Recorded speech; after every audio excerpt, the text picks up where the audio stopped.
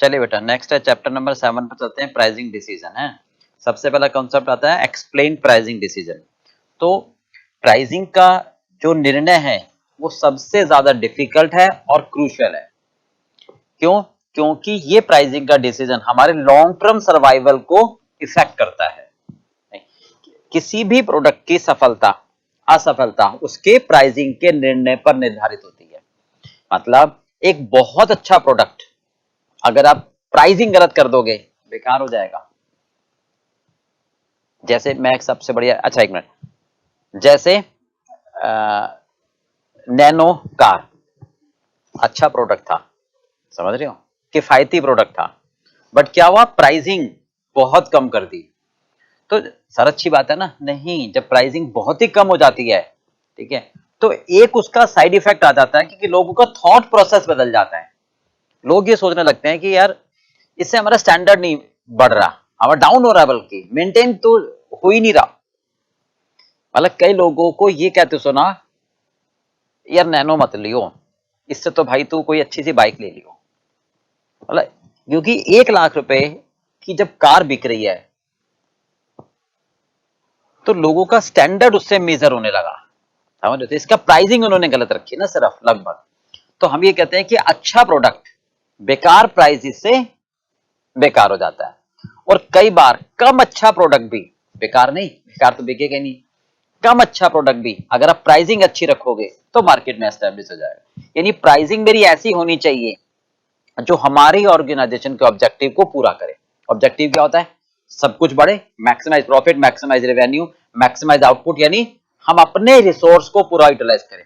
मतलब इतने रुपए में बेचें ताकि मेरी रेवेन्यू भी मैक्सिमम हो, प्रोडक्शन भी ज्यादा हो, सेल भी ज्यादा हो, प्रॉफिट भी ज्यादा हो, कैपेसिटी स्पेयर ना रहे।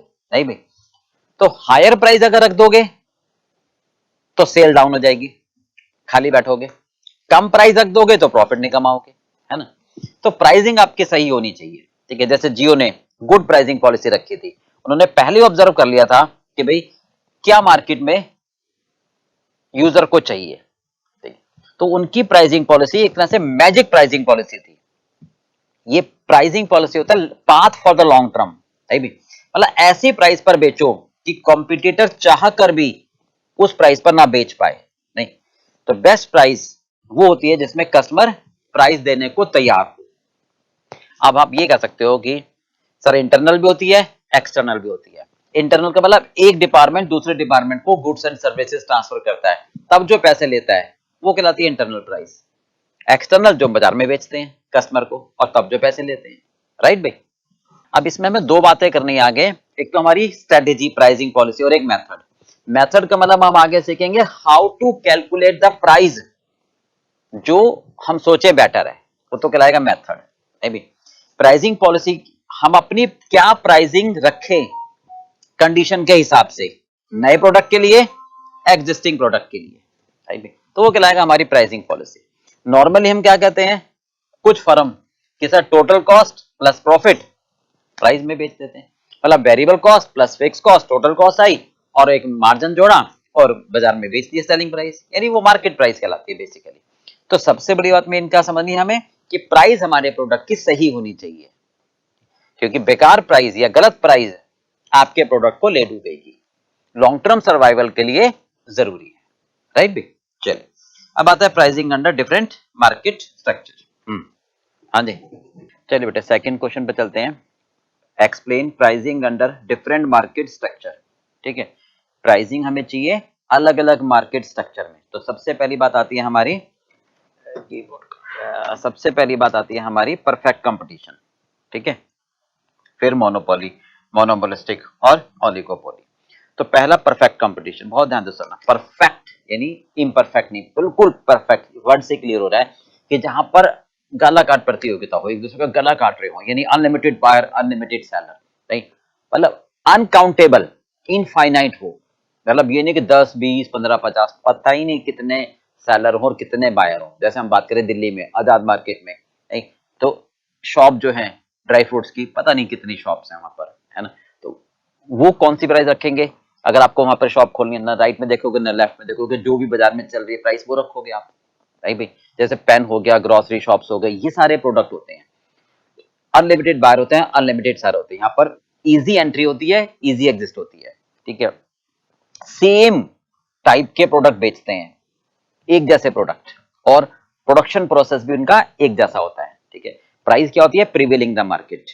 प्राइस क्या होती है? प्रिवेलिंग द मार्केट, जो मार्केट में प्राइस चल रही हो। अगर हम सेलिंग प्राइस ज्यादा रखेंगे, नहीं भाई नहीं, मैं तो बराबर वाले ज्यादा रखूंगा, कौन आएगा आपके पास? वो तो बराबर वाले से ले लेगा, नहीं भाई। तो यहाँ प्राइस टेकर होते हैं हम, ना कि प्राइस मेकर। मेकर नहीं होते, हम बनाते नहीं है, टेकर होते हैं, जो प्राइस चल रही हो।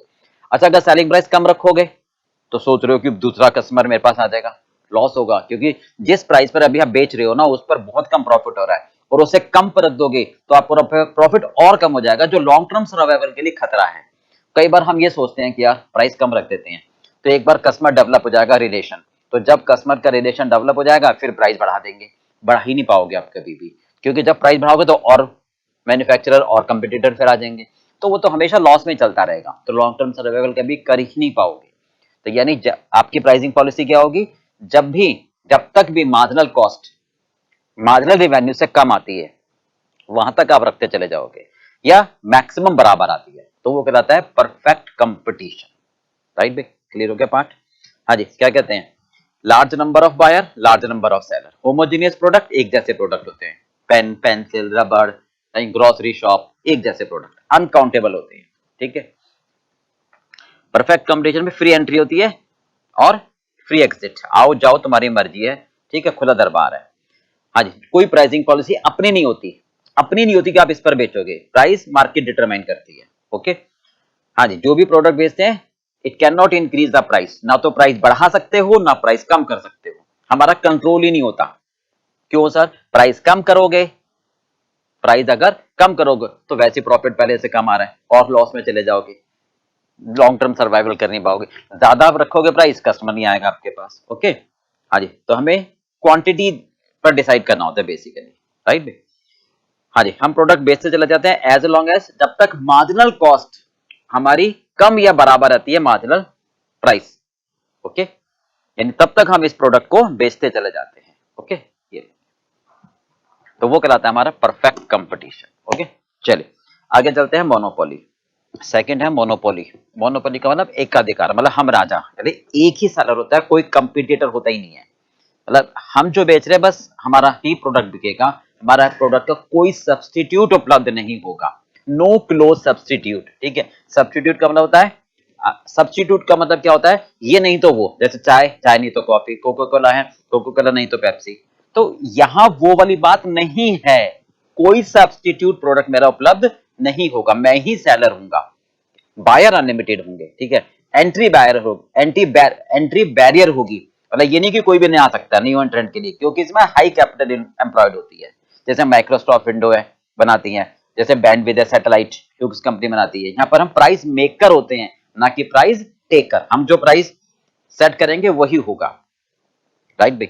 हम प्राइस मेकर होते हैं, प्राइस टेकर नहीं होते हैं, ओके। जो भी प्राइस हम सेट करते हैं उसी पर बिकेगा, मतलब प्रीमियम प्राइस पर हम बेचते हैं, नॉर्मल प्रॉफिट कमाते हैं, बट प्राइस डिमांड के हिसाब से फिक्स की जाती है। ऐसा नहीं कि प्राइस बहुत ज्यादा बढ़ा दें तो डिमांड कम हो जाएगी, वो नहीं। जितनी डिमांड तक रहती है हम उस प्रोडक्ट को अपनी प्रीमियम प्राइस पर बेचते हैं, ताकि कस्टमर भी दे पाए और प्रॉफिट हमारा मैक्सिमाइज हो। जब हमें लगता है कि प्रॉफिट कम होने लग रहा है, बहुत ज्यादा प्राइस है, फिर हम प्राइस अपने आप कम कर देते हैं, या फिर कोई कंपटीटर मार्केट में आने लगता है तो हम अपनी प्राइस को कम कर देते हैं ताकि वो बाहर भाग जाए, राइट भी। तो ये कहलाती है हमारी बेसिकली मोनोपोली कंडीशन। इसमें प्राइस हमें खुद बनानी पड़ती है अपने आप, कई बार गॉड गिफ्टेड होती है। अब जैसे कोई डॉक्टर है या कोई प्लेयर है, राइट, या कोई सेलिब्रिटी है, तो वो अपनी प्राइस खुद सेट कर देते हैं। जैसे सिंगर है, मानो किशोर कुमार, या जो बड़े बड़े सिंगर थे, वो प्राइस अपने आप सेट करते थे कि हम अपने एरिया में मास्टर हैं, हमारी प्राइस अपनी होगी, हमारे जैसा कोई नहीं गा सकता, हमारे जैसा ही काम कोई कर नहीं सकता, नो, हमारा कोई सब्स्टिट्यूट नहीं है। कोई डॉक्टर है तो कहता है कि मेरे जैसा कोई ऑपरेशन नहीं कर सकता, तो मैं जो प्राइस रखूंगा पेशेंट को वो देनी होगी, तो वो प्राइस कहलाती है मोनोपोली प्राइस। क्लियर हो गया पार्ट? तो एक सेलर होता है, एक सर्विस प्रोवाइडर होता है, बट सर्विस रिसिपेंट बहुत ज्यादा होते हैं। प्राइस मेकर होते हैं, ना कि प्राइस टेकर होते हैं, ओके। कोई सब्स्टिट्यूट प्रोडक्ट हमारा उपलब्ध नहीं होता। सब्स्टिट्यूट का मतलब ये नहीं तो वो, तो ऐसा इसमें नहीं होता है। एंट्री बैरियर होती है, क्योंकि कैपिटल एम्प्लॉयड ज्यादा होती है, हम नॉर्मल प्रॉफिट कमाते हैं, हम इसमें प्राइस हमेशा प्रीमियम रखते हैं डिमांड के हिसाब से, जहां पर प्रॉफिट हमारा ज्यादा हो रहा हो, जैसे माइक्रोसॉफ्ट कंपनी वाले ने विंडो बनाते थे, बैंडविड्थ ह्यूज कंपनी की, ठीक है। तो ये प्राइस हमारी मोनोपोली कहलाती है। ओके, चलिए थर्ड आता है मोनोपोलिस्टिक। हाँ जी, हाँ जी, अगला है मोनोपोलिस्टिक कंपटीशन। मोनोपोलिस्टिक होता है combination of perfect competition as well as monopoly, मतलब दोनों का मिक्सर होता है ये, ठीक है, मोनोपोली का भी और परफेक्ट कंपटीशन का भी, राइट। मतलब एक से ज्यादा सेलर होते हैं। ध्यान से सुना क्या कहना चाह रहे हैं, बेसिकली जो आपको कॉन्सेप्ट समझना है, सेलर एक से ज्यादा होते हैं। परफेक्ट कंपटीशन में क्या था, अनलिमिटेड, है ना। यहां अनलिमिटेड से कम होते हैं बट काउंटेबल होते हैं, ठीक है। तो ये दोनों का मिक्सर क्या कहना चाहते हैं, their unique features makes them monopoly than the other, मतलब मेरा यूनिक फीचर है तो मैं दूसरे से अलग खड़ा हूंगा, नहीं, कोई प्राइस में कंपटीशन नहीं होगा बट कंपटीशन होगा feature based. No price competition but competition is based on features, मतलब हर एक अपने फीचर्स के लिए जाना जाता है, नहीं, their unique features makes them monopoly than the other. No price competition but competition is based on features, मतलब हम क्या कहना चाह रहे हैं, जैसे रेस्टोरेंट है, अब कई सारे रेस्टोरेंट है ना, तो किसी एक की वैसे मोनोपोली नहीं है बट हर रेस्टोरेंट अपने अपने टेस्ट के लिए जाना जाता है। कोई साउथ इंडियन के लिए, कोई वेज के लिए, कोई नॉन वेज के लिए, कोई नॉर्थ इंडियन के लिए, है ना। तो सबका टेस्ट अलग अलग है और वो टेस्ट के लिए जाना जाता है। जैसे सोप है, साबुन है, मान लो, है ना, कोई ब्यूटी सोप के लिए जाना जाता है, जैसे लक्स है, पियर्स अट्रैक्टिव के लिए जाना जाता है, डिटॉल एंटीसेप्टिक के लिए जाना जाता है, कोई फेयरनेस के लिए जाना जाता है। सब तो हर प्रोडक्ट अपने अपने फीचर में राजा है, बट सोप तो कई प्रकार के हैं, तो परफेक्ट कंपटीशन भी हो गया, मोनोपोली भी हो गई, तो उसको बोलते हैं मोनोपोलिस्टिक, राइट भाई। तो टेस्ट अलग अलग होता है पर हर एक अपने अपने फीचर्स के लिए जाने जाते हैं, राइट। तो यहां पर प्रॉफिट हम कहां रखते हैं, जहां मार्जिनल कॉस्ट बराबर होती है मार्जिनल रेवेन्यू के, राइट भाई। तो ये कहलाती है हमारी मोनोपोलिस्टिक। क्लियर हो गया पार्ट भाई। चलिए आगे चलते हैं, ओलिगोपोली। अच्छा, इसमें ना ध्यान रखना, सिमिलर प्रोडक्ट होते हैं बट नॉट आइडेंटिकल, है ना, ये बात समझ में आ गई ना। जैसे सोप है, सिमिलर तो है, सिमिलर तो है बट कोई फेयरनेस के लिए फेमस है, कोई ब्यूटी के लिए, कोई एंटीसेप्टिक के लिए, कोई अट्रैक्टिव के लिए, तो सिमिलर तो है बट वो आइडेंटिकल नहीं है, इसका ये मतलब हुआ। जैसे रेस्टोरेंट है, सिमिलर तो है बट कोई साउथ इंडियन के लिए, कोई नॉर्थ इंडियन के लिए, कोई वेज के लिए, कोई नॉन वेज के लिए, ये बात कही जा रही है। क्लियर बात भाई। चलिए अब आते हैं ओलिगोपोली। अगला है ओलिगोपोली, ठीक है, ध्यान रखना, इसका मतलब होता है ओलिगोपोलस, ओलिगो और पोलस, ठीक है। इसका मतलब होता है फ्यू सेलर, ये होता है फ्यू, और इसका मतलब होता है सेलर, यानी ध्यान से सुनो, फ्यू सेलर होते हैं बाजार में, ठीक है, जो आइडेंटिकल होमोजीनियस प्रोडक्ट बेचते हैं। अब फ्यू सेलर का मतलब क्या हुआ, अगर हम कंपेयर करें, परफेक्ट कंपटीशन की बात करें तो unlimited buyer, unlimited seller. Monopolistic, sorry, monopoly की बात करें तो एक सेलर, हम बात करें सेलर की केवल, ठीक है। मोनोपोलिस्टिक में बात करें हम, भाई, तो एक से तो ज्यादा होते हैं seller but less then infinite. और ओलिगोपोली में बात करें, ओलिगोपोली में बात करें तो फ्यू सेलर होते हैं, काउंटेबल होते हैं, काउंटेबल होते हैं, काउंट कर सकते हो, ठीक है भाई। भाई परफेक्ट में तो अनलिमिटेड हो गए, मोनोपोली में एक ही राजा हो गया, उसी का राज चलता है। मोनोपोलिस्टिक में एक से ज्यादा होते हैं, इनफाइनाइट से कम होते हैं, बट ओलिगोपोली में फ्यू सेलर होते हैं जो टिप्स पर काउंट कर सकते हो आप, ठीक बात है। जैसे आप ये कहते हो, अच्छा, इनका मार्केट में मेजर शेयर होता है, they hold the entire market, जैसे कोका कोला हो गई, पेप्सी हो गई, ये मार्केट में एक अपना शेयर बना के रखते हैं। एयरक्राफ्ट वाले हो गए, है ना, जेट एयरवेज हो गई, इंडियन एयरलाइंस हो गई, पेप्सी, कोका कोला बता दिया। पेट्रोल डीजल में कुछ ही कंपनीज होती हैं, ठीक है। अब जैसे सिगरेट की कंपनी में देखें तो 75% आईटीसी का होता है।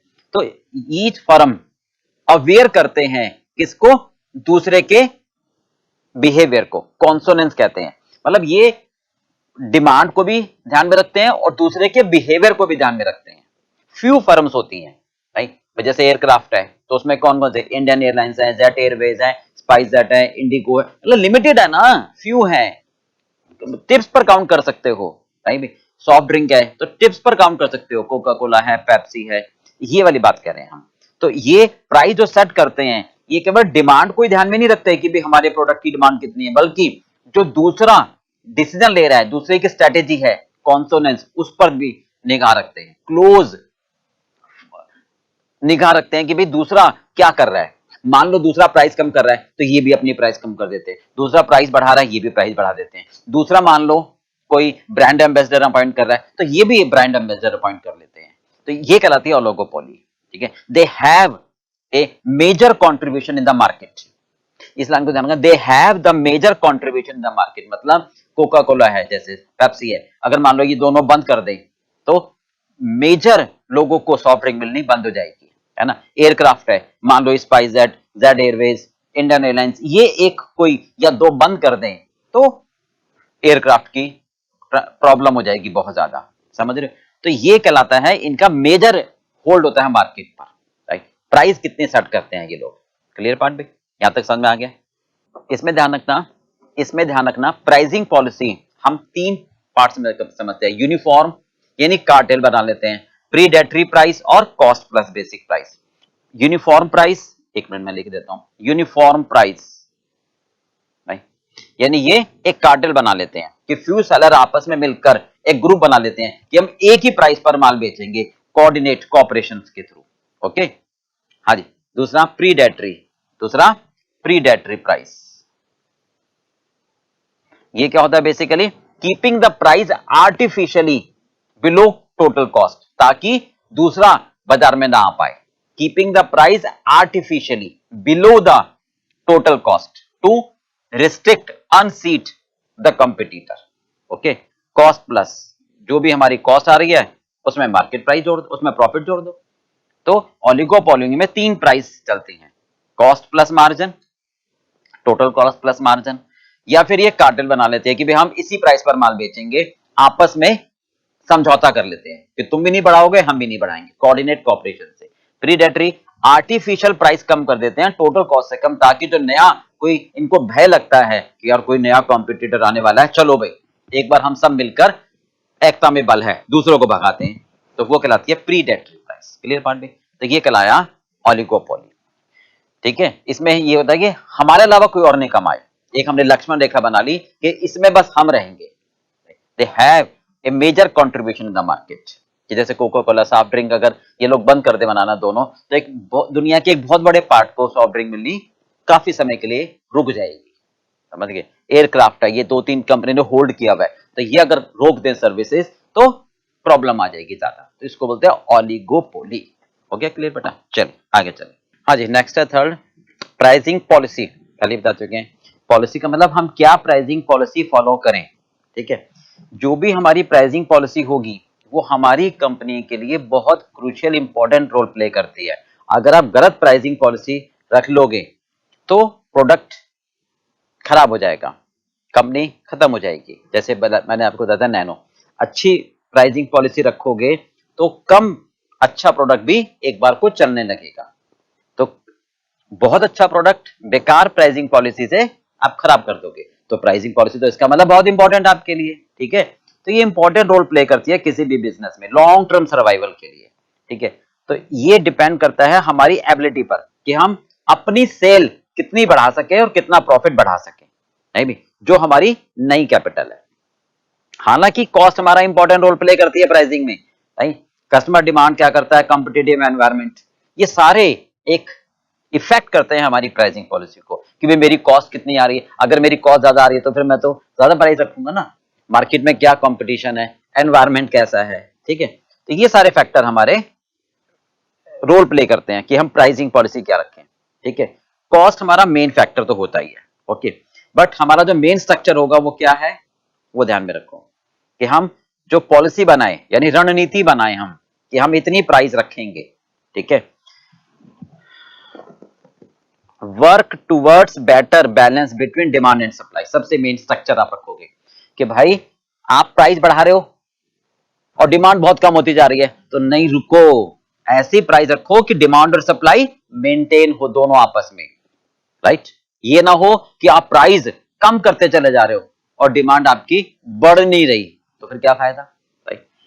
अवॉइड मतलब दोनों में ट्रेड ऑफ, समन्वय स्थापित करना है, ये स्ट्रक्चर है प्राइसिंग पॉलिसी का, इन बातों को ध्यान में रखना है। Adverse effect on the rest of the economy, मतलब कोई ऐसा प्राइस मत रखो जिससे आपकी इकोनॉमी पर फर्क पड़े। मतलब इसका मतलब है कि मान लो आप कोई एसेंशियल कमोडिटी बेच रहे हो, है ना, जैसे गैस है, इलेक्ट्रिसिटी है, पेट्रोल है, डीजल्स हैं, जो मतलब एक एसेंशियल कमोडिटी में आते हैं, तो उसकी प्राइस इतनी मत रखो कि एक नॉर्मल आदमी ना ले पाए, तो इकोनॉमी पर इफेक्ट आ जाएगा। ओके, एक्सपोर्ट को प्रमोट करो ज्यादा से ज्यादा। अगर आपका प्रोडक्ट बाहर एक्सपोर्ट हो रहा है तो आप एक्सपोर्ट की जो डिमांड आ रही है, समझ रहे हो, एक्सपोर्ट की जो रिक्वायरमेंट आ रही है, एटलीस्ट पहले उसको फुलफिल करो। इससे क्यों सर? क्योंकि ऐसी प्राइसिंग पॉलिसी रखो कि एक्सपोर्ट की डिमांड फुलफिल हो, क्योंकि इससे फॉरेन एक्सचेंज हमारी सरकार के पास आती है और हमारी इकोनॉमिक बढ़ती है। ये तो है ही ऑप्टिमम यूटिलाइजेशन ऑफ रिसोर्स। मतलब इसका मतलब है अगर मेरे पास स्पेयर कैपेसिटी है, अगर मेरे पास स्पेयर कैपेसिटी है, खाली बैठा हूं और कोई ऑर्डर बाहर से आया है, तो भाई ज्यादा मत कमाने की सोचो, वेरिएबल कॉस्ट पर भी आप उसको दे दो, रेलिवेंट कॉस्ट पर भी इंसेंटिव दो। ठीक है, इंप्रूव टेक्नोलॉजी के लिए अगर कोई नई अच्छी टेक्नोलॉजी आती है ना, तो उसके लिए अगर आपको ज्यादा पैसे देने पड़े तो आप दे दो, क्योंकि नई टेक्नोलॉजी तभी तो डेवलप होगी। अगर कोई भी नई टेक्नोलॉजी को अडॉप्ट ही नहीं करेगा तो फिर वो अपग्रेडेशन नहीं होगी। तो these are the price structure. Okay, चलिए अगला आता है हमारे पास प्रिंसिपल, सिद्धांत। ठीक है, किन प्रिंसिपल को फॉलो करें? यानी cost should not be considered as an important determinant of price. ठीक है, the tendency should be of lower the price in such a way so as to choose the right combination of price and output. अब वो कहता है कि कुछ सिद्धांत है उसको फॉलो करो, मतलब एक नियम है। तो जैसे कुछ भी काम करोगे तो नियमों में बंद के करोगे ना, कॉस्ट तो है ही, अब उसको छोड़ दो। यानी वो ये कहना चाहता है कि प्राइस आप ऐसी रखो ताकि आउटपुट और प्रॉफिट का कॉम्बिनेशन रहे। मतलब आप कितना बनाना चाहते हो, अगर आप ज्यादा बनाओगे, है ना, और आप चाहते हो ज्यादा प्रॉफिट हो, तो उस हिसाब से प्राइस रखो कम, तभी तो कस्टमर ज्यादा खरीदेगा आपसे, है ना। इंपॉर्टेंट डिटरमिनेंट्स प्राइस क्या है? Competitive situation. ठीक है, स्टैंडर्ड प्रोडक्ट आप लेते हो तो नॉर्मल एक प्रिंसिपल फॉलो करो कि अगर आपका नया प्रोडक्ट है या एस्टेब्लिश प्रोडक्ट है, नया प्रोडक्ट है तो कम से कम प्राइस रखना चाहोगे, एस्टेब्लिश्ड है तो करंट मार्केट प्राइस। ठीक है, चलिए अब इसमें एक आता है प्राइस कस्टमाइजेशन और दूसरा आता है प्राइस सेंसिटिविटी। दो चीजें हमें समझनी है। ओके, हमें इसमें दो चीजें समझनी है, प्राइस कस्टमाइजेशन और प्राइस सेंसिटिविटी, ये इसके प्रिंसिपल है। ओके, चलिए, हाँ जी चलिए अगला है, देखो क्या है प्रिंसिपल प्राइस कस्टमाइजेशन। इसका मतलब होता है कि difference price for difference price, ठीक है, फॉर सेम प्रोडक्ट, एक ही प्रोडक्ट के अलग अलग प्राइस अलग अलग सिचुएशन में आप चार्ज कर सकते हो, समझ रहे हो। Pricing of the product is some time customised keeping taste के हिसाब से, प्रेफरेंस के हिसाब से, परसीव्ड वैल्यू जो कस्टमर लेना चाहता है कि वाह मजा आ गया, तो कस्टमर के हिसाब से हम डिफरेंट प्राइस चार्ज कर सकते हैं सेम प्रोडक्ट की। इसको प्राइस डिस्क्रिमिनेशन भी कह सकते हो। और किस पर? Based on product line, customer pass behaviour, demographic और टाइमिंग डिफरेंस। तो ये कहना चाहता है कस्टमाइज, यानी different price of the same product can be charge in different conditions. पहला प्रोडक्ट लाइन, मतलब प्रोडक्ट लाइन आपका प्रोडक्ट सेम है बट स्लाइटली डिफरेंट है। फर्नीचर है ना, जैसे फर्नीचर है, एक पर सनमाइका टॉप, एक पर पॉलिश, तो आप अलग अलग प्राइस ले सकते हो कस्टमर के हिसाब से, है ना। एक 16 जीबी की पेन ड्राइव है, एक 32 जीबी की पेन ड्राइव है, तो प्रोडक्ट प्राइस, प्रोडक्ट सेम है पेन ड्राइव, पर उसमें कंटेंट स्टोरेज डिफरेंट हो गई ना। आ रही बात समझ में। सिनेमा की टिकट है ना, आगे वालों के लिए अलग, बालकोनी वालों के लिए अलग, तो प्रोडक्ट लाइन अगर अलग है तो हम उस हिसाब से प्राइसिंग भी रख सकते हैं। These are the principle. आगे बात समझ में। कस्टमर का पास बिहेवियर, अगर कोई कस्टमर ऐसा है कि पिछले 5 साल में वो हमेशा भाई साहब मांगने नहीं पड़ते उससे पैसे, पहले दे देता है, तो हम उसको डिस्काउंट दे सकते हैं। ओके, ये बिहेवियर है। डेमोग्राफिक मतलब ये सिचुएशन, जैसे ओल्ड सीनियर सिटीजन है तो हॉस्पिटल में उनको अलग से, जैसे मैक्स में जाओगे तो सबसे पहले पूछते हैं एज, अगर एज सिटीजन सीनियर सिटीजन की है तो वो अपने आप 10% 15% जो भी उनकी पॉलिसी होती है वो डिस्काउंट दे देते हैं। जैसे मिलिट्री में जो भी काम करता है तो उसको और उसके घर वालों को रेलवे में डिस्काउंट मिलता है या नहीं? तो इस तरीके के कहते हैं फेयर कंसेशंस, ठीक है, for senior citizen. Time difference, time का डिफरेंस मतलब अगर कोई ब्रॉडबैंड सर्विसेज है, वो कहता है 6 महीने के लिए अलग है और साल भर के लिए अलग प्राइस है। 6 महीने के लिए अलग प्राइस, साल भर के लिए अलग प्राइस। भाई आप 6 महीने का पैक लेते हो तो आपको कम ज्यादा पैसे देने पड़ते, साल भर का पैक लोगे तो डबल के 10% कम देने पड़ेंगे। इसमें और भी एग्जांपल हो सकते हैं, जैसे फ्रिज है, सीजन में अलग, ऑफ सीजन में अलग। तो टाइमिंग डिफरेंस की वजह से, ठीक है, तो प्रोडक्ट लाइन की वजह से, कस्टमर का बिहेवियर, डेमोग्राफिक और टाइम डिफरेंस की वजह से आप अलग अलग प्राइस चार्ज कर सकते हो। इसको बोलते हैं प्राइस कस्टमाइजेशन। प्रोडक्ट लाइन का मतलब different product, same product for different features. Like furniture है, एक सनमाइका टॉप, एक पॉलिश टॉप, है ना। सिनेमा हॉल है, फ्रंट की अलग और बालकनी की अलग। पेन ड्राइव है 16 जीबी के, 30 जीबी के। तो ये कहना चाहते हैं अलग अलग प्राइस कस्टमर के हिसाब से। अगर कस्टमर का पास बिहेवियर अच्छा है और वो लगातार पेमेंट दे रहा है तो आप उसको डिस्काउंट दे सकते हो। Demographic, particular group of customer को, सीनियर सिटीजन को हॉस्पिटल में, है ना, कुछ ऑर्गेनाइजेशन में, रेलवे में डिस्काउंट मिलता है, concessional price for military. Time difference कि अगर आपका प्लान है कि आप 1 महीने का प्लान लेते हो तो आपको 199 का, 3 महीने का लेते हो तो 600 रुपए बनते हैं, 555 का ले लेते हैं प्लान। तो इस तरीके का प्रोडक्ट है, सीजन में कुछ और प्राइस, ऑफ सीजन में कुछ और प्राइस। तो हम डिफरेंट प्राइस की बात कर रहे हैं, that is called price customisation. Second है प्राइस सेंसिटिविटी। ओके, चलिए बेटा नेक्स्ट है question number 5, explain price sensitivity. उसी में आ रहा है ना।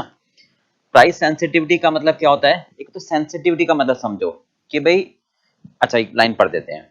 It measures the customer behaviour to change in the price of the product. Nagle ने डिफाइन किया था, ठीक है। क्या कहना चाहते हैं ये, बिल्कुल पहले सिंपल भाषा में समझो।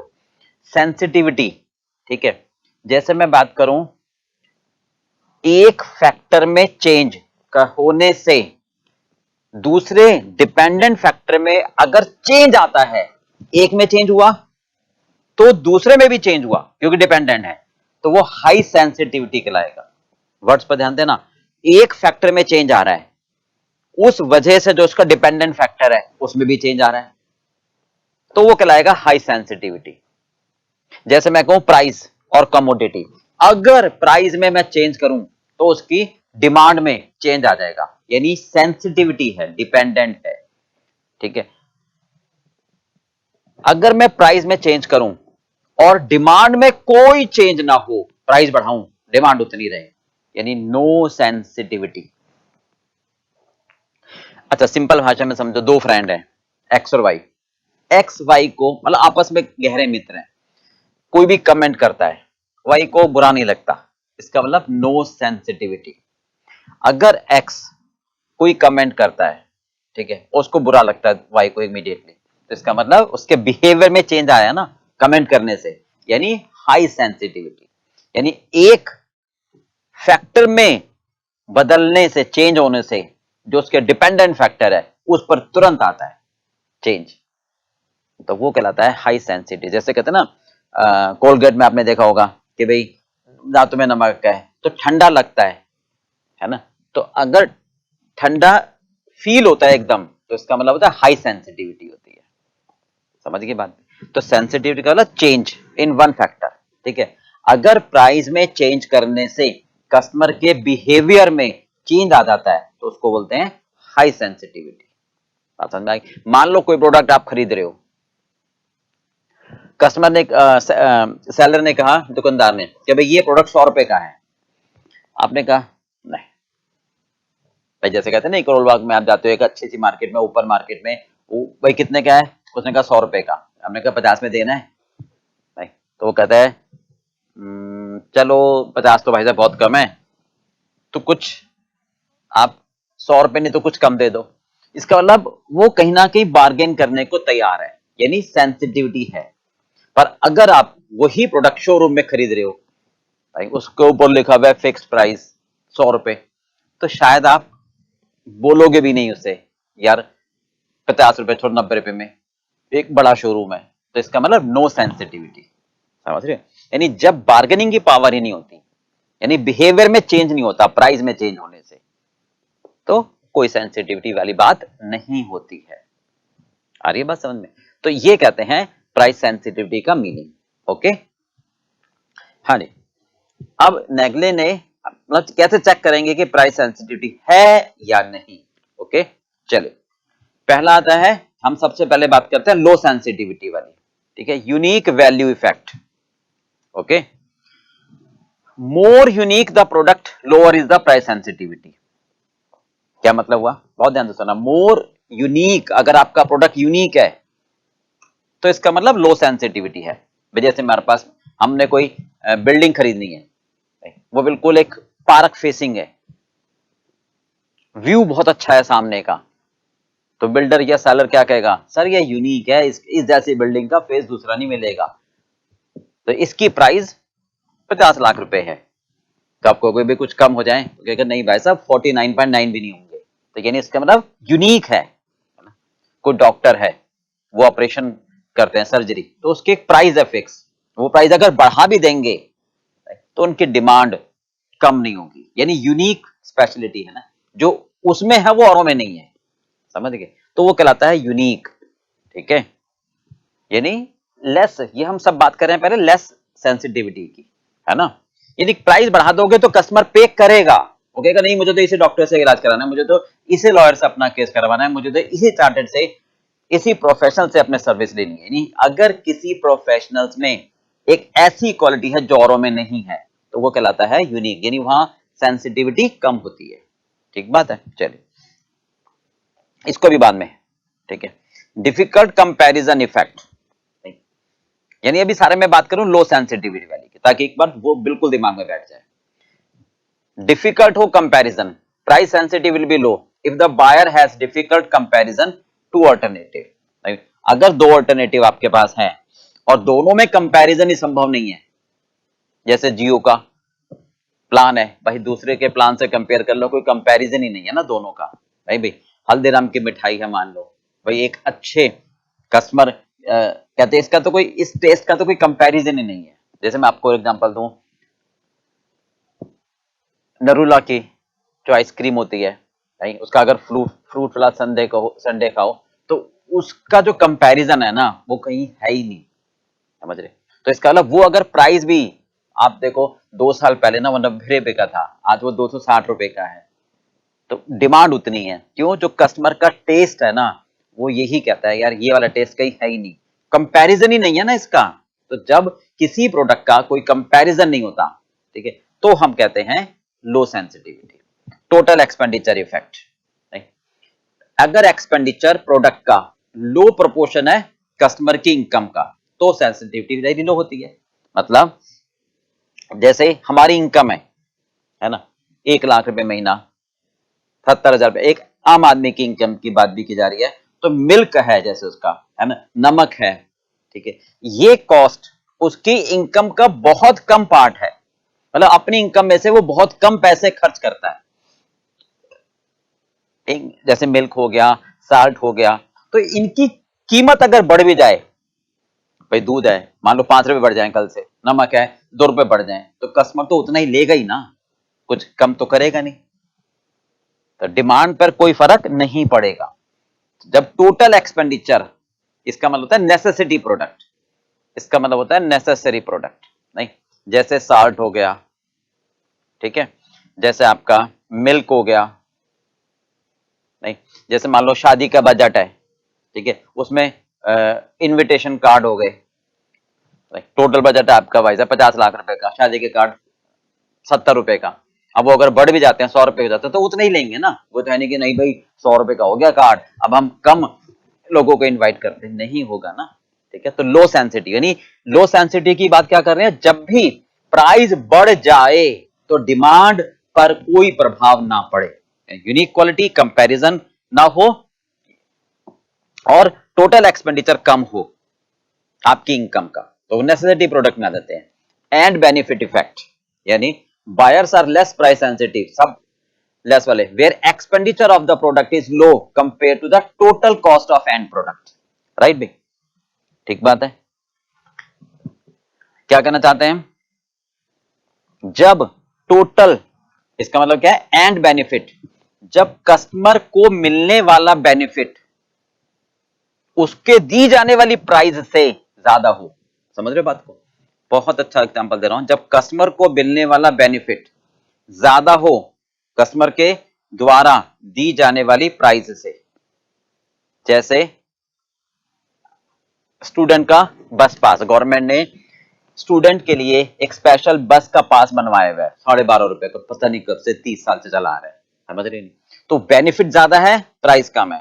तो अगर मान लो वो प्राइस ₹12.5 से ₹20 कर देते हैं, हो गया, ₹50 भी कर देते हैं, तो कोई फर्क नहीं पड़ेगा। ठीक है, क्योंकि बेनिफिट इफेक्ट ज्यादा है ना। शेयर्ड कॉस्ट इफेक्ट, ये सब बता रहे हैं जब लो सेंसिटिविटी है, यूनिक हो, सब्स्टिट्यूशन ना हो, है ना, कंपैरिजन ही नहीं कर सकते आप, टोटल कॉस्ट आपकी इनकम का बहुत कम पार्ट हो, मिलने वाला बेनिफिट आपकी देने वाले प्राइस से बहुत ज्यादा होता है। तो यार ले ले भाई, वैसे ही मैं बहुत बेनिफिट ले रहा हूं, ₹2-4 फालतू ले भी जाएगा तो क्या फर्क पड़ेगा। ठीक है। Shared cost, if the cost of product is shared by another party the buyer will have less prone to price sensitive। समझ गए? जैसे LTC हो गया, लीव ट्रैवल कंसेशन, कारपूल हो गया, GST हो गया, रेंट फ्री एकोमोडेशन हो गया। क्या क्या कहा मैंने? जैसे GST, भाई GST बढ़ा दो, भाई हम तो ले रहे हैं और फिर आगे गवर्नमेंट को दे रहे हैं। ठीक है। LTC हो गया, लीव ट्रैवल कंसेशन, है ना। ठीक है। कारपूल मतलब शेयर्ड हो जाता है ना। रेंट फ्री एकोमोडेशन, आप ध्यान दो, रेंट फ्री एकोमोडेशन, मान लो कोई एम्प्लॉय है, किसी मकान में किराए पे रह रहा है, तो उसका किराया कौन दे रहा है? उसका एम्प्लॉय। तो अगर किराया बढ़ा भी देगा मकान मालिक तो कोई फर्क नहीं पड़ेगा, भैया मालिक को देना, मुझे क्या मतलब। तो जब मेरा खर्चा दूसरा आदमी देता है, मेरी डिमांड पर कोई फर्क नहीं पड़ता प्राइस के बढ़ाने पर। ठीक है। संक इन्वेस्टमेंट, यानी जब आप एक कॉस्ट ऑलरेडी पे कर देते हो तब उस पर रिवेन्यू, मतलब कैपिटल कॉस्ट पे कर चुके, अब रिवेन्यू के लिए आप ज्यादा नहीं सोचते। जैसे आपने कोई लग्जरी कार खरीद ली, आपने मर्सिडीज कार खरीद ली, है ना, ₹1.5 करोड़ की, तो अब आप उसकी बैटरी के लिए आप नहीं सोचोगे कि यार बैटरी के प्राइस बढ़ गए, सर्विस चार्जेस बढ़ गए, पार्ट्स के प्राइस बढ़ गए, तो मैं कार नहीं खरीदूं। ऐसा नहीं होगा ना, क्योंकि आप ऑलरेडी कार खरीद चुके हो। समझ गए? तो वो संक इन्वेस्टमेंट है। टीवी आप परचेज कर चुके हो, अगर आप इंटरनेट का रेट बढ़ गया तो आप धुना टीवी बेच दोगे, डिमांड उतनी रहेगी। ठीक है, राइट में, टीवी के लिए, कार के लिए, मान लो बैटरी का रेट बढ़ जाए। क्लियर बात में? Price quality effect, higher the perceived value, quality of the product, lower the price sensitivity. ये वही है जो हम लिखे। इन्वेंट्री इफेक्ट, अगर प्रोडक्ट स्टोर नहीं हो सकता है तो वो लेस प्राइस सेंसिटिव है। जैसे वेजिटेबल्स है, सब्जियां हैं, केक है ना, अगर मान लो इनकी प्राइस बढ़ा दे तो ये तो है नहीं कि भाई ये सारी इकट्ठी कर लो, प्राइस बढ़ रही है, प्राइस अगर बढ़ रही है तो इकट्ठा तो नहीं कर सकते ना आप, उसको खराब हो जाएंगी। तो जरूरत के हिसाब से तो खरीदोगे ही ना आप। तो अगर कोई प्रोडक्ट आप स्टोर नहीं कर सकते तो आप कहोगे प्राइस के बढ़ने पर डिमांड पर कोई फर्क नहीं पड़ेगा। ओके। कौन कौन से हो गए लो सेंसिटिव वाले? यूनिक वैल्यू, यानी एक अलग से कैपेबिलिटी हो, डॉक्टर हुए, लॉयर्स हुए, है ना, कोई एक अलग से स्पेशल फ्लैट हो गया प्राइम लोकेशन का, तो उसमें प्राइस के बढ़ाने पर डिमांड पर कोई फर्क नहीं पड़ेगा। कंपैरिजन बहुत मुश्किल हो, जियो का जैसे आपने एग्जांपल दिया, टोटल एक्सपेंडिचर इफेक्ट हो गया, मिल्क हो गया, साल्ट हो गया, ठीक है, शादी के कार्ड हो गए, एंड बेनिफिट, बस का बच्चों के लिए पास हो गया। या जब भी कोई आप ऐसी बात करो कि भाई यहां भी दे सकते हो हल्दीराम का एग्जाम्पल, कि जो आप ले रहे हो, आप कॉफी पी रहे हो कहीं, है ना, कैफे कॉफी डे में, तो आपको बहुत अच्छी लगती है वो कॉफी, तो आपको लगता है कि यार बेनिफिट तो बहुत ज्यादा है, जो प्राइस ले रहे हैं वो मेरे हिसाब से कम है, तो अगर प्राइस बढ़ा भी देंगे तो फर्क नहीं पड़ेगा, है ना। शेयर्ड कॉस्ट, यानी जब मेरी कॉस्ट शेयर हो जाती है, रेंट मतलब हम जहाँ किराए पर रह रहे हैं, मकान मालिक ने किराया बढ़ा दिया पर वो किराया मुझे मेरा एम्प्लॉयर दे देता है ना। संक इन्वेस्टमेंट, यानी टीवी अगर हमने खरीदा हुआ है तो इंटरनेट का खर्चा अगर बढ़ जाता है तो भी मैं डिमांड उतनी ही रखूंगा, है ना। कार है, जैसे कार खरीद ली तो अब तो खरीद चुके ना, संक कॉस्ट हो गई, अब उसकी बैटरी पर कोई फर्क नहीं पड़ेगा अगर बढ़ भी जाएगी तो। प्राइस क्वालिटी इफेक्ट वही जो इन्वेंट्री का, पेरिशेबल गुड्स। चलिए अब एक में कहते हैं सब्स्टिट्यूट अवेयरनेस इफेक्ट। सब्स्टिट्यूट का होता है ये नहीं तो वो, सब्स्टिट्यूट का मतलब क्या होता है? ये नहीं तो वो, ये नहीं तो वो, यानी कोको कोला है जैसे, है ना, पेप्सी के लिए, कोका कोला दूसरी। तो एक प्रोडक्ट ना हो तो दूसरा। If the buyer are aware of the substitute and these perform the same function, these perform the same function, एक मोबाइल है सैमसंग का, दूसरा दूसरी कंपनी का, ठीक है, then buyer price sensitive will be high. तो आप प्राइस बढ़ाओगे तो उस प्रोडक्ट की डिमांड कम हो जाएगी क्योंकि दूसरे पर चला जाएगा। राइट, दो फ्लैट है, आपने कहा नहीं भैया मेरा फ्लैट, मैं तो फ्लैट 50 लाख में बेचूंगा, भाई खासियत नहीं कुछ भी नहीं है, दूसरा भी उतने में मिल रहा है, तो बार्गेनिंग हो जाएगी ना। तो इसका मतलब जब सब्स्टिट्यूट प्रोडक्ट उपलब्ध हो, भाई ये नहीं है तो मैं दूसरा ले लूंगा ना, ये नहीं है तो मैं दूसरा ले लूंगा, ठीक है, तब उस केस में आपकी प्राइस सेंसिटिविटी बहुत हाई होती है। ठीक है, चलिए ये हो गया प्राइस सेंसिटिविटी वाला, हो गया क्लियर बेटा। चलिए आगे चलते हैं, नेक्स्ट है प्राइसिंग मेथड। प्राइसिंग मेथड में हमें कौन कौन से मेथड डिस्कस करने हैं? Competition, cost and value. Competition base में आ जाएगा गोइंग रेट और सील बिड, वैल्यू बेस में आ जाएगा ट्रू इकोनॉमिक वैल्यू और परसीव्ड वैल्यू, और कॉस्ट बेस में आ जाएगा कॉस्ट बेस्ड। तो सबसे पहले बात करते हैं कॉस्ट बेस्ड प्राइसिंग मेथड। ठीक है, ध्यान से सुना, जो प्राइस हमारे लिए बेस्ट है, नहीं, हाउ टू कैलकुलेट, वो कैसे कैलकुलेट करेंगे, this is a very old and traditional method. कौन सा? Cost based. Usually major manufacturer इस मेथड को फॉलो करते हैं, और कब करते हैं? कब करते हैं? जब कंपटीशन कम होता है, क्योंकि जब कंपटीशन होगा फिर तो मार्केट प्राइस होगी, नहीं, या फिर कस्टमाइज प्रोडक्ट हो कि भाई मुझे तो ऐसा प्रोडक्ट बनाना है, अच्छा बाबूजी ये वाला प्रोडक्ट बनाना है, फर्नीचर में आपको ये डिजाइन चाहिए, नहीं, आर्म लेंथ मतलब सॉरी विदाउट आर्म चाहिए, या कुशन वाला चाहिए, सनमाइक का टॉप चाहिए, पॉलिश टॉप चाहिए, है ना, फ्लैट बनाना है तो हमें ऐसा फ्लैट बना के चाहिए जिसमें फ्लोरिंग वुडन हो, है ना? तो हमारी रिक्वायरमेंट के हिसाब से अगर होगा तो हमारे को क्या कहेगा सेलर कि भैया जो मेरी कॉस्ट आएगी मैं प्रॉफिट जोड़ दूंगा, कस्टमाइज हो जाएगा। तो ये वाला मेथड तब फॉलो होता है प्राइसिंग का, जब प्रोडक्ट कस्टमाइज्ड हो और कंपटीशन कम। ठीक है, तो प्राइसिंग क्या होती है? Total cost plus desired rate of return on investment, total cost plus desired rate of return on investment. आइए तो हम बात करते हैं कॉस्ट प्लस, ठीक है, प्राइसिंग मेथड।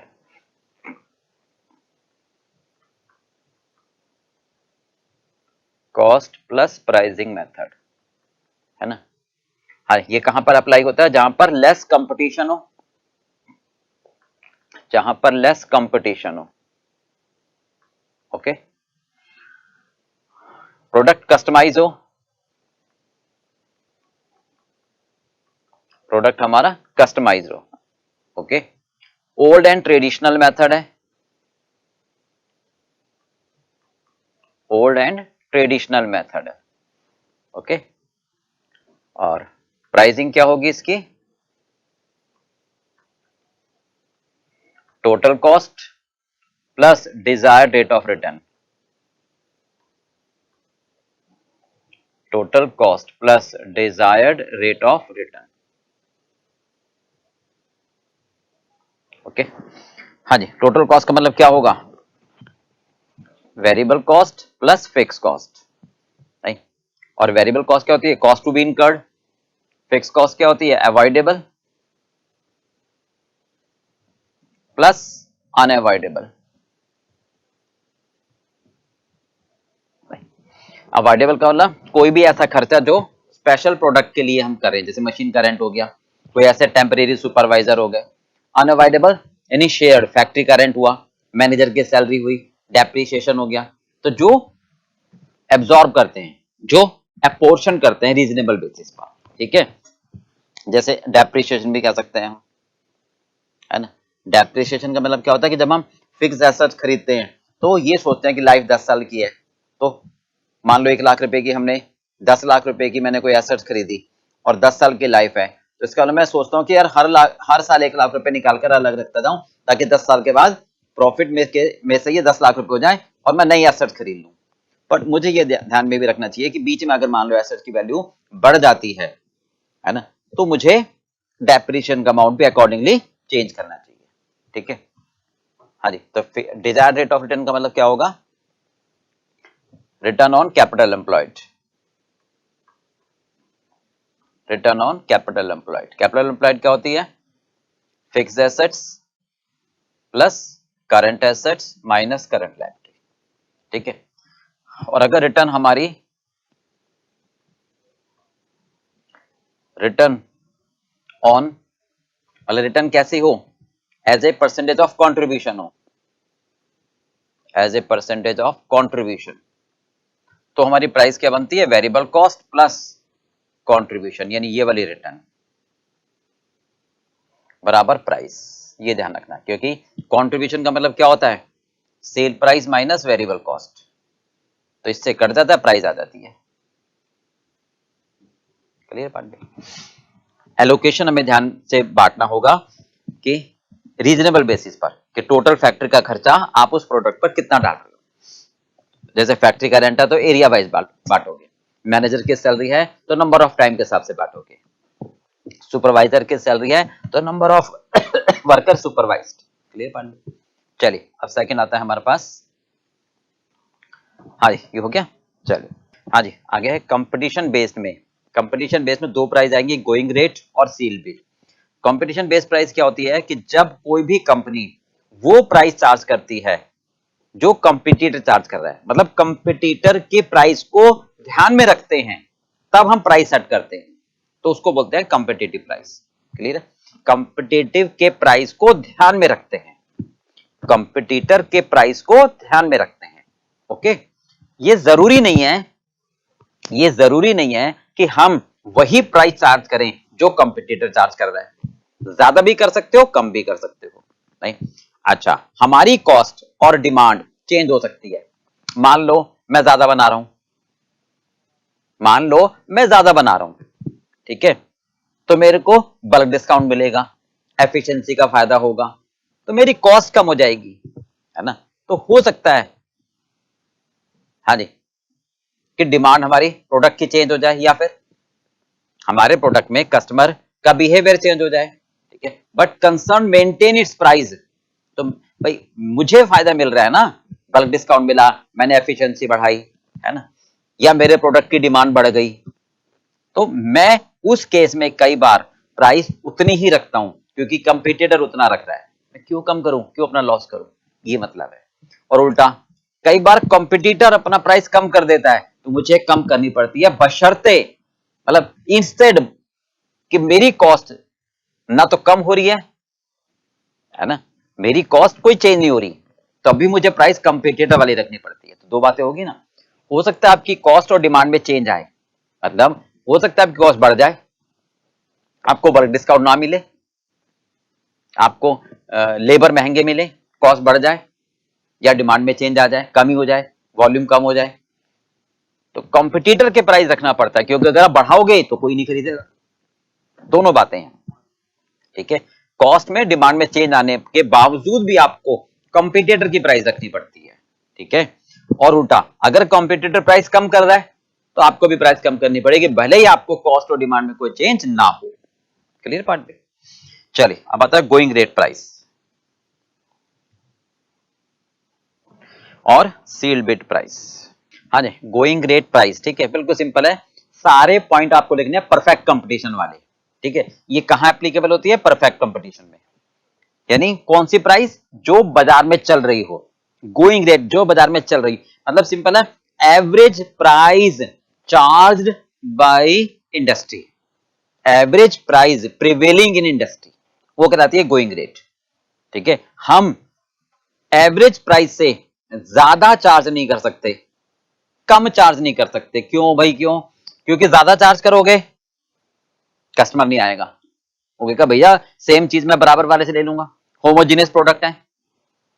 कम प्राइस चार्ज करोगे कस्टमर तो आ जाएगा और आपको कुछ नहीं बचेगा, तो घर से तो ना दोगे, राइट। तो average price charge by the industry, okay. तो ये हमेशा फेयर रेट ऑफ रिटर्न देती है, क्योंकि हर आदमी लॉस में तो नहीं होगा ना, नहीं, हानिकारक कम है, लेस डिस्ट्रक्टिव।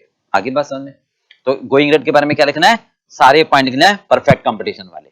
हम इसमें प्राइस टेकर होते हैं, प्राइस मेकर नहीं। Average price charge by the industry perfect competitive market में होती है, यानी हम एवरेज प्राइस से ना तो ज्यादा चार्ज कर सकते ना ही कम चार्ज करना चाहते।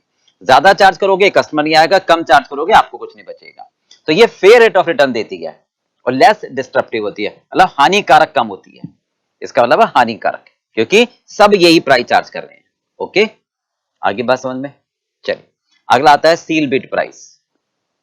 हाँ जी, सील बिड प्राइस, ठीक है। इसमें क्या होता है बेसिकली, सिंपल लैंग्वेज में समझे, अगर हमें कोई सामान खरीदना है, ठीक है, तो हम दुकान पे नहीं जाते, ठीक है, हम क्या करते हैं, कोटेशन इनवाइट करते हैं।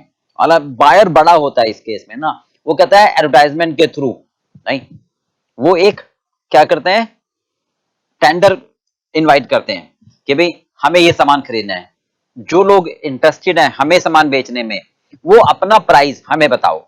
यानी कैसे बताओ अपना प्राइस, एक पेपर पर लिखकर और उस पेपर को एनवेलप में डालकर उसको स्टेपल करके प्रॉपर सील्ड करके और अपनी कंपनी की स्टैंप लगाकर हमें भेज दो, बीच में कोई खोले ना उसको, यानी सील लगाकर भेज दो।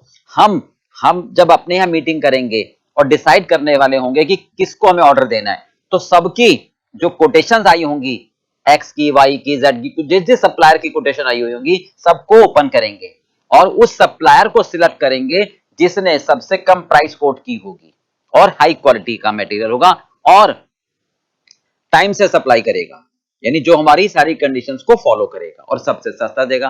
तो ये एक तरीका कहलाता है सील बिड प्राइस। तो ये एप्लीकेबल होती है गवर्नमेंट कंस्ट्रक्शन में, कॉन्ट्रैक्ट वर्क में टेंडर कोटेड होते हैं। बेसिकली बायर इसमें लार्ज होता है, ठीक है। They are interested to buy the component material machines, they invite bid by advertisement. जो भी इंटरेस्टेड सप्लायर होते हैं, interested supplier quote the price and post to the buyer in sealed envelope. Buyer then select the supplier who quote the minimum price with the high quality. Clear, ये कहलाता है हमारा seal bid price. ठीक है, चलिए आगे चलें। Next है वैल्यू बेस्ड प्राइसिंग मेथड। हाँ जी, आगे है वैल्यू बेस्ड प्राइसिंग मेथड में सबसे पहले true economic value, perceived value. True economic value क्या मतलब, क्या होता है कि सबसे पहली बात कि ये सेलर मैन्युफैक्चरर के पॉइंट ऑफ व्यू से होती है, यानी जब कस्टमर को मिलने वाली वैल्यू, कस्टमर को मिलने वाला बेनिफिट उसके द्वारा दी गई प्राइस के बराबर हो।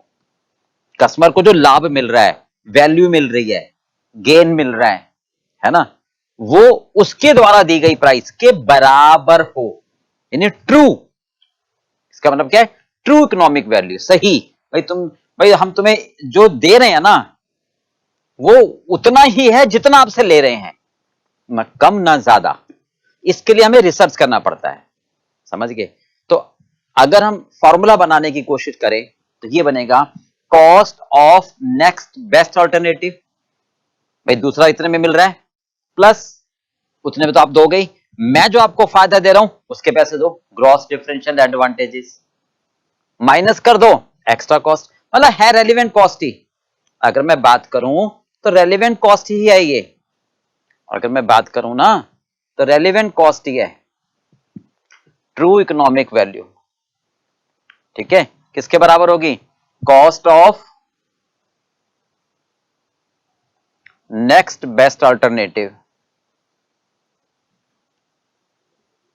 Cost of next best alternative. ठीक है भाई, दूसरों को जितना दोगे तो मुझे भी इतना दोगे दोगे कम से कम, है ना, प्लस ग्रॉस, मैं कितना आपको फालतू दे रहा हूं उसके कंपैरेटिवली, ग्रॉस डिफरेंशियल एडवांटेजेस, मैं आपको जो उससे ज्यादा बेनिफिट दे रहा हूं उसके भी तो पैसे दो नहीं, अच्छा, माइनस मेरी वजह से आपको फालतू पैसा खर्च करने पड़ रहे हैं, माइनस एक्स्ट्रा कॉस्ट। तो ये कहलाएगी ट्रू इकोनॉमिक वैल्यू।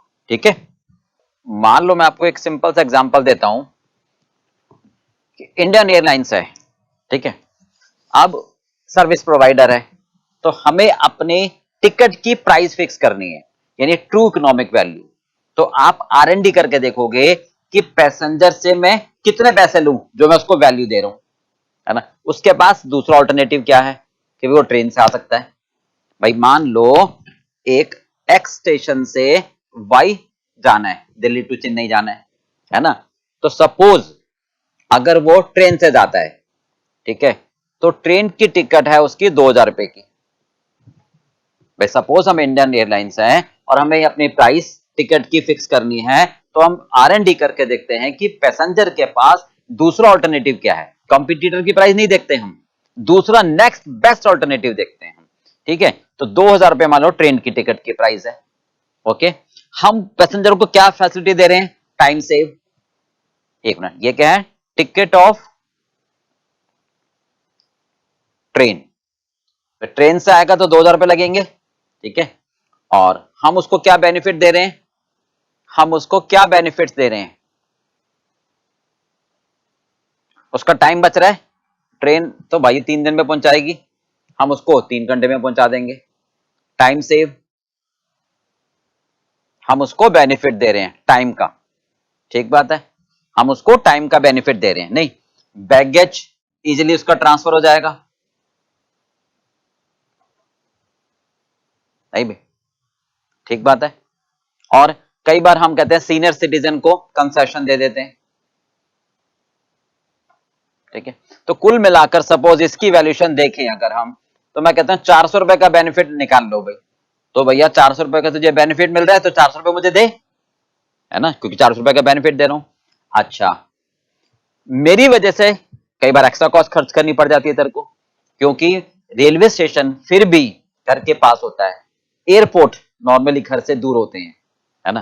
तो मान लो ट्रांसपोर्टेशन कॉस्ट सपोज 200 रुपए, तो हम कम से कम 2200 रुपए तो लेने के हकदार बनते हैं उससे। तो ये आ जाती है टिकट की प्राइस। क्लियर पार्ट भाई, ये आ जाती है टिकट की price. This is called extra, this is called extra transportation cost. This is called extra transportation cost. Clear बेटा, चलिए। अच्छा, दूसरा एग्जांपल मैं आपको लेता हूं, ठीक है, ताकि बिल्कुल समझ में आ जाए। True economic value. ठीक है, देखो ध्यान से। सपोज हमें एक मटेरियल खरीदना है M1। हम क्या है? मैन्युफैक्चरर हैं। हम कौन है? मैन्युफैक्चरर। हमें एक मटेरियल खरीदना है M1। M1 का जो सप्लायर है, M1 का जो सप्लायर है वो है रामलाल। M1 का सप्लायर है वो है रामलाल। ठीक है, सेम मटेरियल M2 सब्स्टिट्यूट वो है श्यामलाल। ये दे रहा है मुझे 10 रुपए पर किलोग्राम। ओके, श्यामलाल दे रहा है मुझे 10 रुपए पर किलोग्राम के हिसाब से। ओके, बट ये मुझे फैक्ट्री गेट पर दे रहा है, ये मुझे फैक्ट्री गेट पर दे रहा है, यानी मुझे ट्रांसपोर्टेशन का खर्चा नहीं करना पड़ता। ओके, बट रामलाल में बेनिफिट है, वो मुझे जस्ट इन टाइम के हिसाब से दे रहा है। ठीक है, और प्रोडक्टिविटी भी ज्यादा है उसकी, उसकी प्रोडक्टिविटी की वजह से मुझे पैसे बचते हैं। जस्ट इन टाइम की वजह से स्टोरेज कॉस्ट बचती है मान लो 2 रुपए पर किलोग्राम, और प्रोडक्टिविटी की वजह से 1 रुपए पर किलोग्राम। ठीक है, पर रामलाल क्या कहता है? भैया मेरी फैक्ट्री से आके ले जाओ, तो ट्रांसपोर्टेशन का खर्चा 50 पैसे पर किलोग्राम। तब मैं ट्रू इकोनॉमिक वैल्यू क्या रखूंगा बताओ जरा। हाँ जी, अगर मुझे रामलाल से मटेरियल लेना है तो क्या रखोगे प्राइस M1 की? जो पैसे श्यामलाल को दोगे, cost of next best alternative, cost of next best alternative plus, हाँ जी, रामलाल क्या कहेगा?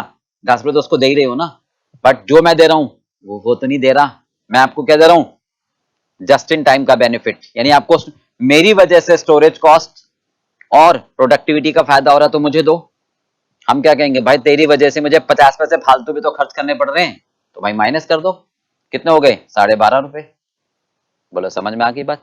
ये क्या कहलाया? Cost of next best alternative, है ना, cost of next best alternative plus differential benefit minus extra cost. बोलो समझ आ गई बेटा? क्लियर बात? चलिए, नेक्स्ट आता है perceived value.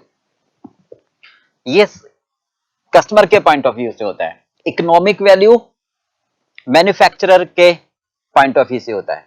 Economic value service provider के हिसाब से होता है। ठीक है, और परसीव्ड वैल्यू कस्टमर के पॉइंट ऑफ व्यू से होता है। कस्टमर ज्यादा से ज्यादा कितना प्राइस पे करने को तैयार होता है। Maximum price to be paid by the customer, यानी in the eyes of customer. Customer कहता है मेरी निगाह में तो भैया इतना प्राइस है, लेना तो लो, यानी वो प्राइस जो कस्टमर देने को तैयार होता है। भाई ट्रू इकोनॉमिक वैल्यू ठीक है, आपने फिक्स कर दी price, cost of next best alternative plus differential benefit minus extra cost, है ना। पर मैं कितना देने को तैयार हूं, वो मेरी कहलाएगी परसीव्ड वैल्यू। ठीक है, जैसे ट्रू इकोनॉमिक वैल्यू में कस्टमर कहता है कि कुछ फैसिलिटीज ऐसे हैं जो आपने जोड़ दी, मैं वो अवेल नहीं कर रहा, तो मैं क्यों दूं। जैसे अभी बताया था एयरपोर्ट में कि कस्टमर कहता है कि भाई आपने तो सीनियर सिटीजन, परमानेंट डिसेबल, उनके लिए कंसेशन, मतलब उनके लिए आपने एक बेनिफिट दिया है, तो वो तो आपने सब यूनिफॉर्म प्राइस में जोड़ दिया, मैं तो वो बेनिफिट ले ही नहीं रहा, तो मैं वो प्राइस क्यों दूं। तो माइनस कर देता है, वो माइनस कर देता है। तो माइनस करके जो प्राइस आती है वो कहलाती है परसीव्ड वैल्यू, वो आती है perceived value, customer would like to pay. ठीक बात है। जैसे हम बात करें अभी एग्जांपल में, हाँ जी 2200 रुपए ये टिकट की वैल्यू आई थी, तो अगर कस्टमर ये कहे कि सर जी इस 400 में, है ना, मान लो 100 रुपए आपने किसके हैं, कंसेशन के हैं, तो मैं तो नहीं ले रहा, मैं तो क्वालिफाई भी नहीं कर रहा, तो मुझे क्यों बलि का बकरा बना रहे हो।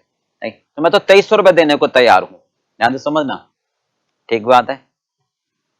तो ये तो आगे हमारी 2200 रुपए ट्रू इकोनॉमिक वैल्यू।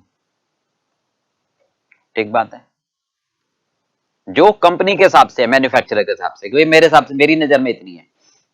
अब कुछ बेनिफिट्स ऐसे हैं जो कस्टमर की निगाह में बेकार है, नहीं, तो वो कहलाएगा परसीव्ड वैल्यू, यानी वो माइनस कर देंगे कि वो 100 रुपए माइनस करके देने को तैयार है, यानी कस्टमर 2100 रुपए देने को तैयार है, कस्टमर 2100 रुपए देने को तैयार है। This is the maximum price to be paid by the customer, this is the maximum price to be paid bye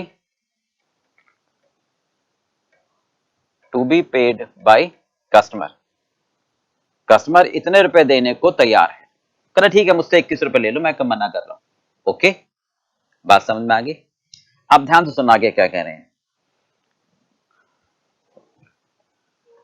ये मैक्सिमम प्राइस है, अब नेगोशिएट होता है कई बार, तो सेलर कहता है चलो ठीक है भाई, मैं आपसे 1950 रुपए ले लेता हूं। ठीक है, this is the price, this is the price finally charge settled हुआ, क्योंकि मेरी जो कॉस्ट है सर्विसेज की एक्चुअल अगर मैं देखूं तो वो मेरी कॉस्ट है 1720 रुपए। ओके, 1720 रुपए मेरी कॉस्ट है, तो मैं ले रहा हूं 1950।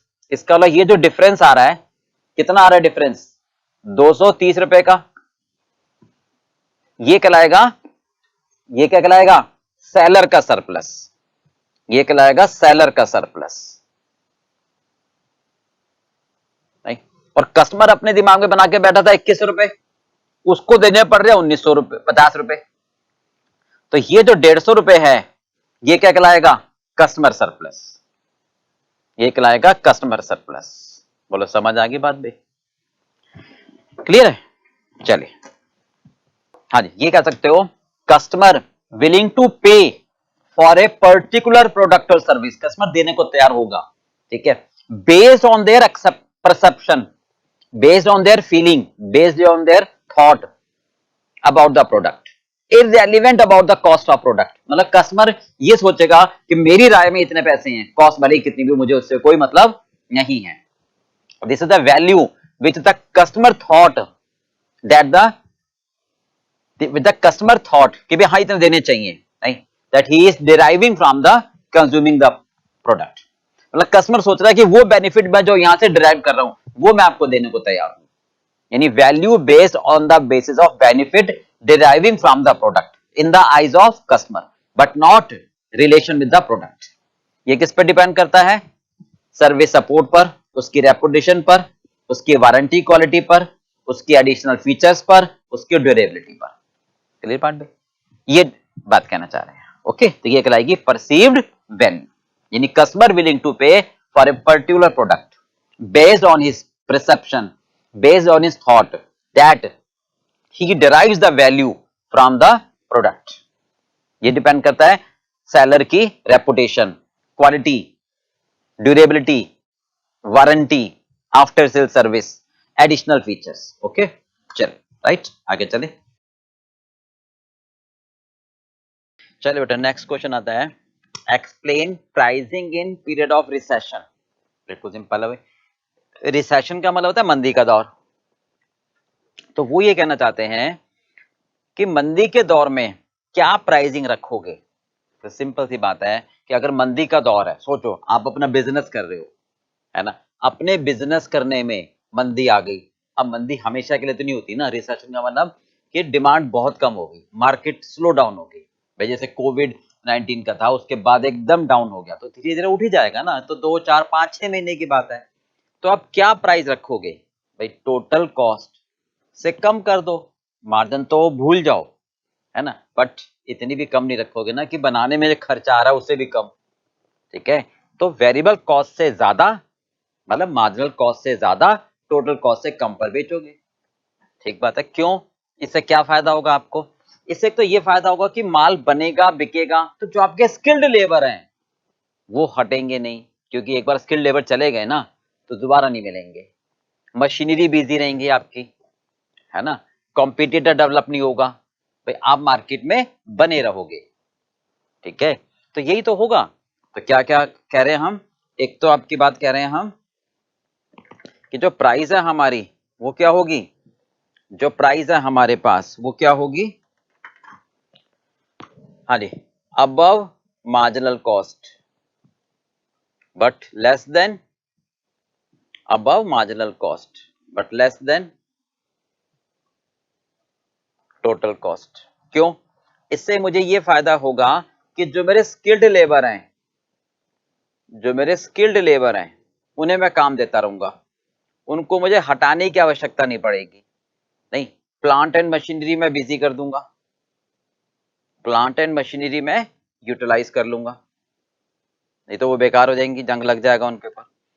ठीक बात है, फिर मार्केट शेयर मेरा कम नहीं होगा, मतलब मैं कॉम्पिटिटर को डेवलप करने का मौका नहीं दूंगा, मैं हट जाऊंगा तो कॉम्पिटिटर डेवलप हो जाएगा, मतलब मैं अगर माल नहीं बेचूंगा तो वो कस्टमर कहीं और से खरीदेंगे, फिर जब दोबारा मैं मार्केट में आऊंगा तो फिर मुझे उन कस्टमर का मुंह देखना पड़ेगा, वो आएंगे नहीं। राइट भाई, ठीक बात है, तो ये हमारे को फायदे होंगे। ठीक है, चलिए,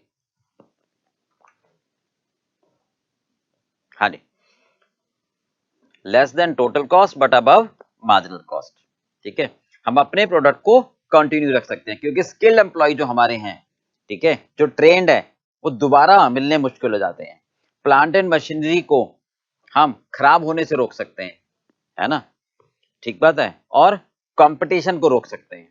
नहीं तो क्या होगा, मैं हट जाऊंगा तो कंपटीटर आ जाएगा, फिर बाद में दिक्कत होगी, और फिर बिजनेस कंडीशन तो इंप्रूव कर ही सकते हैं। बोलो क्लियर है बेटा, चलिए हो गया। कब कब हम मार्जिनल कॉस्ट से भी कम पर बेच सकते हैं, मतलब मेरी वेरिएबल कॉस्ट आ रही है 100 रुपए, भाई क्या सिचुएशन ऐसी आ जाए, रिसेशन तो नहीं, कि मैं 100 रुपए से कम पर भी बेचूं, यानी जो पैसा मिले वो ले लो नहीं तो सारा बेकार हो जाएगा। केक, सब्जियां, यानी पेरिशेबल गुड्स, भाई अगर पेरिशेबल गुड्स है तो कल तो खराब हो जाएगा ना, अब भाई आज जो जो मिल रहा है वो ले लो। तो अगर कोई पेरिशेबल गुड्स है तो आप उसको सस्ते में भी बेचने को तैयार हो जाओगे, इवन वेरिएबल कॉस्ट से भी कम। और अगर आपको लग रहा है कि आपने स्टॉक बहुत ज्यादा इकट्ठा कर लिया और मार्केट में प्राइस कम होते जा रहे हैं, भाई निकालो, अगर इतने कम होते चले गए तो रखने का खर्चा ही बढ़ता चला जाएगा, तो पैसे का ना जाना भी तो आना हुआ ना, कैरिंग कॉस्ट बचा लो मेरे भाई। भाई अगर आपके पास स्टॉक बहुत ज्यादा है और बाजार में कीमतें कम होती जा रही हैं तो बेचो ना, सर वेरिएबल कॉस्ट से भी कम, हाँ जी, क्योंकि रखने का खर्चा आता रहेगा, तो कम से कम कैरिंग कॉस्ट तो बचेगी अगर आप बेच दोगे तो जो बचेगी वही कमाई हो गई। ठीक बात है, तो या तो पेरिशेबल गुड्स हो, या फिर इकट्ठा हुआ वो सामान हो, या फिर कभी आपको लगे यार एक काम करते हैं, जैसे होता है ना एग्जांपल ब्रेड और एग, अब दुकानदार को पता है यार ये ब्रेड लेगा तो एग भी लेगा, तो ब्रेड मेरे को 10 रुपए की पड़ रही है, मैं अगर 9 रुपए की बेच दूं तो मेरे एग ज्यादा बिकेंगे तो यहाँ 1 रुपए का लॉस मैं दूसरे में कमा लूंगा।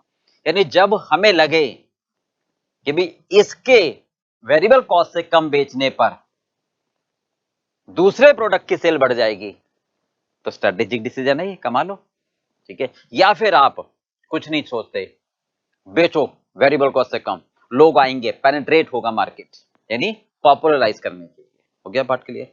तो क्या क्या कंडीशन हुई?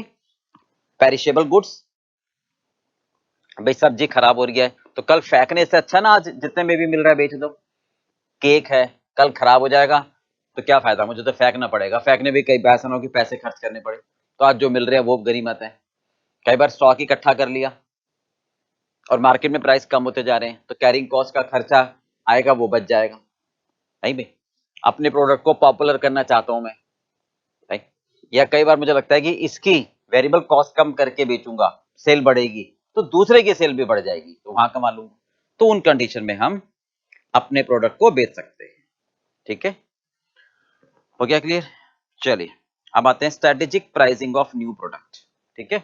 हाँ जी, अगला है एक्सप्लेन रिवॉल्यूशनरी, इवोल्यूशन और me too product. New product को 3 कैटेगरी में बांटते हैं बेसिकली। तो सबसे पहले बात करते हैं रिवॉल्यूशन प्रोडक्ट, क्रांतिकारी प्रोडक्ट, मतलब जो प्रोडक्ट बाजार में पहली बार आया है, मतलब पुराने को बिल्कुल बदल दे, dramatically change in the original product, मतलब जो पुराना प्रोडक्ट है उसमें नई टेक्नोलॉजी आ जाए, रिवॉल्यूशन इंपैक्ट हो मार्केट पर, कस्टमर बिहेवियर पर। ये प्रीमियम प्राइस पर बिकते हैं, क्यों? क्योंकि ये इनोवेटिव प्रोडक्ट हैं, क्योंकि ये पहली बार मार्केट में आए हैं, right? तो ये मार्केट में एक तरह से क्रांति ले आते हैं, जो पहले ना कभी देखा, ना कभी सुना, ना कभी ऐसे मतलब सपने में सोचा होगा हमने, जो ऐसा कोई प्रोडक्ट बाजार में आया है, तो उसको बोलते हैं रिवॉल्यूशन। नाम से क्लियर है ना, नया हो मार्केट में, राइट भाई। ये इंडस्ट्री में पहली बार आया हो और इसने एक तरह से लोगों के बिहेवियर पर रिवॉल्यूशन इंपैक्ट लाया हो। It has potential to create its own value, अपनी वैल्यू खुद क्रिएट करते हैं। तो ये प्रीमियम प्राइस पर बिकते हैं क्योंकि पहली बार आते हैं, यानी एक तरह से reward for its innovation and first entry, right. Dramatically change होता है ओरिजिनल प्रोडक्ट में। न्यू जैसे मान लो हम बात करते हैं फॉर एग्जांपल, इसका मार्केट में डायनामिक चेंज होता है, मार्केट में डायनामिक चेंज आता है, पुरानी प्रोडक्ट की टेक्नोलॉजी पूरी तरह से खत्म हो जाती है, replace the existing technology, right. इसके फंक्शन क्वाइट डिफरेंट होते हैं। रिप्लेस द एक्जिस्टिंग टेक्नोलॉजी को बदल देता है और रिप्लेस कर देता है एक्जिस्टिंग टेक्नोलॉजी। इसके फीचर्स बिल्कुल क्वाइट डिफरेंट होते हैं। अब जैसे फॉर एग्जांपल मैं बात करूं, कोई कार है, अभी तो नॉर्मल कार आती है, हम ऐसा सोचे कि यार कोई पानी में चलने वाली कार, कोई इलेक्ट्रिसिटी बिजली से चलने वाली कार अब आई गई है ना, राइट भाई। या कोई ऐसी कार आ जाए जो रोबोट से चले, अपने आप चले, सेल्फ ड्राइवर। तो ऐसा कोई प्रोडक्ट अगर आता है तो वो रिवॉल्यूशन प्रोडक्ट कहलाता है। टेलीविजन सेट, पहले ब्लैक एंड व्हाइट टीवी हुआ करते थे, जब कभी हम देखते थे, जब भी हम ऐसे कहते हैं कि कोई मैच आता था, मान लो इंग्लैंड और नीदरलैंड का, सब गोरे काले में, तो अगर वो थोड़ा सा डार्क करते थे तो नीदरलैंड की टीम गायब, थोड़ा सा व्हाइट करते थे तो इंग्लैंड की टीम गायब। अब वो वाला टीवी खत्म हो गया, स्मार्ट टीवी आ गया, समझ रहे नहीं, इंटरनेट एलेक्सा आ गया। अब आप बोलोगे लाइट ऑन हो जाएगी, बोलोगे लाइट ऑफ हो जाएगी। उस इंस्ट्रूमेंट में आप बस कमांड दोगे, जस्ट आपको बोल रहा है टीवी ऑन हो जाएगा, टीवी में वो प्रोग्राम आ जाएगा। तो ये जो चेंज रिवॉल्यूशन आया ना भाई, बर्तन पहले खुद मांजते थे, अब वॉशिंग मशीन आ गई, कौन सी, डिश वॉशर। तो ये सारे चेंजेस, ये प्रोडक्ट क्या कहलाते हैं, इनोवेटिव प्रोडक्ट। ये कहलाते हैं आपके इनोवेटिव प्रोडक्ट, यानी revolution product. They have potential, they have potential to impact on the market, right भाई, to create its own value, first time आते हैं बाजार में, replace the existing technology, okay, unique features होते हैं, ओके, मार्केट लीडर होते हैं ये प्रोडक्ट, और इनको हम प्रीमियम प्राइस पर बिकते हैं as the reward for innovation and first initiative. Clear बात है? जैसे मैंने एग्जांपल दिया किसका, कार का, जैसे मैंने आपको एग्जांपल दिया कार का, ओके, बिजली से चलने वाली कार नहीं, सेल्फ ड्राइवन रोबोट से चलने वाली कार, ओके, नहीं भाई, इस तरह की कार कोई भी हो, ओके। आ जाए डिश वॉशर, ये नए प्रोडक्ट हो गए ना बेसिकली। कोई लैपटॉप है मान लो मेरे पास, ठीक है, अब मैं उसको पेन पेन की शेप में ले आऊं, ओके राइट, अलेक्सा, राइट, तो ये एक ऐसा इंस्ट्रूमेंट है, ये एक ऐसा मेथड हुआ जिसे आप you have to give the command, right, वो अपने आप करेंगे, dramatic change in the original product, okay, new method convert the laptop to the pen shape. तो ये सारे प्रोडक्ट रिवॉल्यूशन कहलाते हैं, प्रीमियम प्राइस पे बिकते हैं, ओके क्लियर। चलिए सेकंड आते हैं हम, सेकंड है इवोल्यूशन। इवोल्यूशन मतलब एग्जिस्टिंग प्रोडक्ट में अतिरिक्त जोड़ना, समझ ध्यान से सुना, अपग्रेडेड वर्जन, प्रोडक्ट वही है, ड्रामेटिकली चेंज नहीं हो रहा कि पुराने को बदल दिया, नया प्रोडक्ट मार्केट में आ गया, वो नहीं, ये है प्रोडक्ट चल रहा है, उसको अपग्रेड किया है, एडिशनल फीचर्स लगाए हैं, यानी रिवॉल्यूशन तो है बट ओरिजिनली जो रिवॉल्यूशन पढ़ के आए हम उससे कम है, इसलिए इसको इवोल्यूशन बोलते हैं, ठीक है। रिवॉल्यूशन तो होता है, क्रांति तो आती है पर उतनी नहीं आती, क्योंकि प्रोडक्ट है उसमें बस एक फीचर और ऐड हो गया, एक प्रोडक्ट है उसमें फीचर ऐड हो गया, प्रोडक्ट ही नया नहीं आया, अगर प्रोडक्ट ही नया आ गया तो वो रिवॉल्यूशन, अब प्रोडक्ट तो आ गया उसने तो अपनी धाक जमा दी, नहीं, अब लोग उससे बोर ना हो जाए तो उस प्रोडक्ट में ही हमने क्या करा, एक और फीचर जोड़ दिया, यानी adding a new feature, upgrade करना, तो वो कहलाता है इवोल्यूशन प्रोडक्ट, ठीक है। तो ये किस पे बिकेगा, मार्केट में डिमांड के हिसाब से देखो कि लोग पसंद भी कर रहे हैं या नहीं कर रहे हैं, कॉम्पिटिटर क्या प्राइस दे रहा है, कस्टमर क्या बेनिफिट डिराइव कर रहा है, कस्टमर के बेनिफिट डेरिवेशन पर मार्केट के कंपटीटर क्या प्राइस कर रहा है और डिमांड कितनी है, तीन बातों पर निर्भर करती है इसकी प्राइस। रिवॉल्यूशन तो प्रीमियम प्राइस पर, और ये रुको क्या कस्टमर बेनिफिट ले रहा है, क्या डिमांड है, कंपटीटर क्या चार्ज कर रहा है, तो तीन बातों पर निर्भर करती है इसकी प्राइस, ओके। रिवॉल्यूशन तो होता है बट कम होता है, क्योंकि आप क्या कहते हो, upgraded version with new additional features, जैसे मान लो आपका मोबाइल फोन है, जैसे मान लो आपका मोबाइल फोन है, तो इसमें आपने एडिशनल स्क्रीन लगा दी, इसका एडिशनल आपने स्क्रीन लगा दी, इसमें कोई आपने कैपेबिलिटीज बढ़ा दी, तो उससे फोन आप लैपटॉप की तरह यूज कर सकते हो, the phone can be used as a laptop by adding a additional slide, तो ये कहलाएगा अपग्रेडेड वर्जन, तो इसमें एक फीचर आपने और जोड़ दिया, फोन तो है ही, तो वो कहलाएगा इवोल्यूशनरी प्रोडक्ट, ठीक है। अगर आप कोई भी एडिशनल फीचर जोड़ देते हो, यानी adding a slide, adding a slide to the phone use as laptop, आप उसको लैपटॉप की तरह यूज कर लो फोन को, तो ये फीचर्स हुआ, तो ये कहलाएगा इवोल्यूशन प्रोडक्ट, ठीक है। पुराने में जोड़ना, इसको बोलते हैं पुराने में जोड़ना, पुराने में जोड़ना, ओके, ये कहलाता है इवोल्यूशन प्रोडक्ट, यानी रिवॉल्यूशन तो होता है बट कम, प्राइस क्या होगी, मार्केट डिमांड को मद्देनजर रखते हुए, कंपटीशन को मद्देनजर रखते हुए, और कस्टमर जो बेनिफिट डिराइव कर रहा है, ओके। अपग्रेडेड वर्जन कहलाता है, मेन अपग्रेडेड वर्जन, अपग्रेड कहलाता है बेसिकली ना, ये कहलाता है अपग्रेडेड एडिशनल फीचर्स,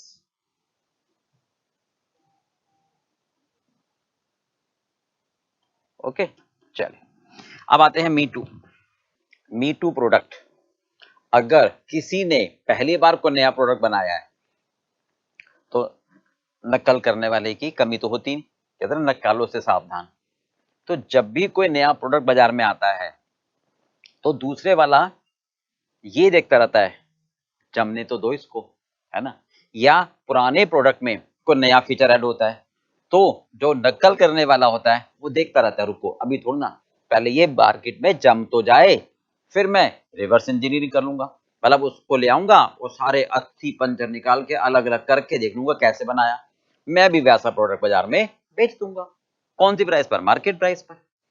तो वो प्रोडक्ट जो कॉपी प्रोडक्ट होता है ना, वो प्रोडक्ट जो कॉपी प्रोडक्ट होता है, सिमिलर होता है, समझ गए, they follow the same technology production process of revolution और इवोल्यूशन प्रोडक्ट।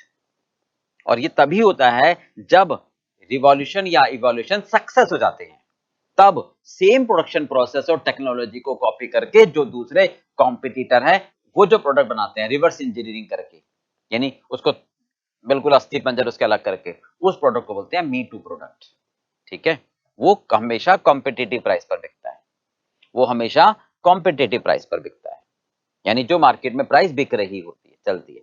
जैसे फॉर एग्जांपल मेडिसिन में है, कोई भी एक मेडिसिन है, ठीक है, वो जैसे जोरेक्स कोई एक मेडिसिन है कोई भी, अब दूसरे वाले ने इसको कॉपी करके नाम चेंज कर दिया, कोरेक्स कर दिया होगा, ठीक है। तो ये सारे प्रोडक्ट कहलाते हैं मी टू प्रोडक्ट।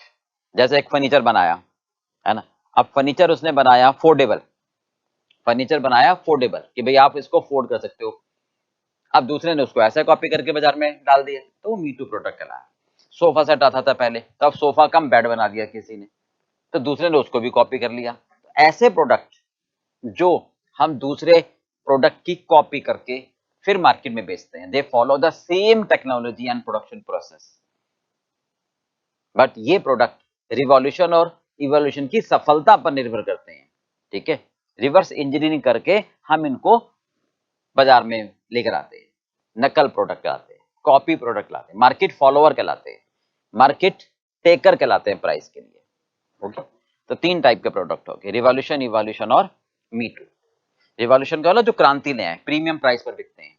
रिवॉल्यूशन का मतलब जो मार्केट में क्रांति लेकर आ जाते हैं, यानी ड्रामेटिकली चेंज करते हैं प्रोडक्शन प्रोसेस को, पुराने प्रोडक्ट को बिल्कुल नया, जैसे कोई कार बना रहे हैं, ऐसी कार बनाए जो रोबोट से चले, इलेक्ट्रिसिटी से चले, पानी पर चले, जिसको कभी किसी ने सोचा ही ना हो, क्रांति ले आए कस्टमर के बिहेवियर में, पुराने प्रोडक्शन प्रोसेस को रिप्लेस कर दे, नहीं, they have potential to create its own value, dramatically change कर दे, ड्रास्टिकली चेंज कर दे।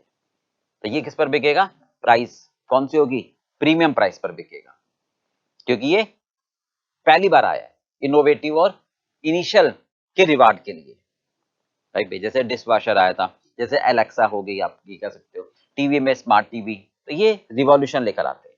ओके, ओरिजिनल को पूरा चेंज कर देते हैं, ड्रामेटिकली चेंज। इवोल्यूशन अतिरिक्त, मतलब एडिशनल फीचर्स, अपग्रेडेशन, दो वर्ड आए, अपग्रेड कर रहे हो, एडिशनल फीचर्स लगा रहे हो।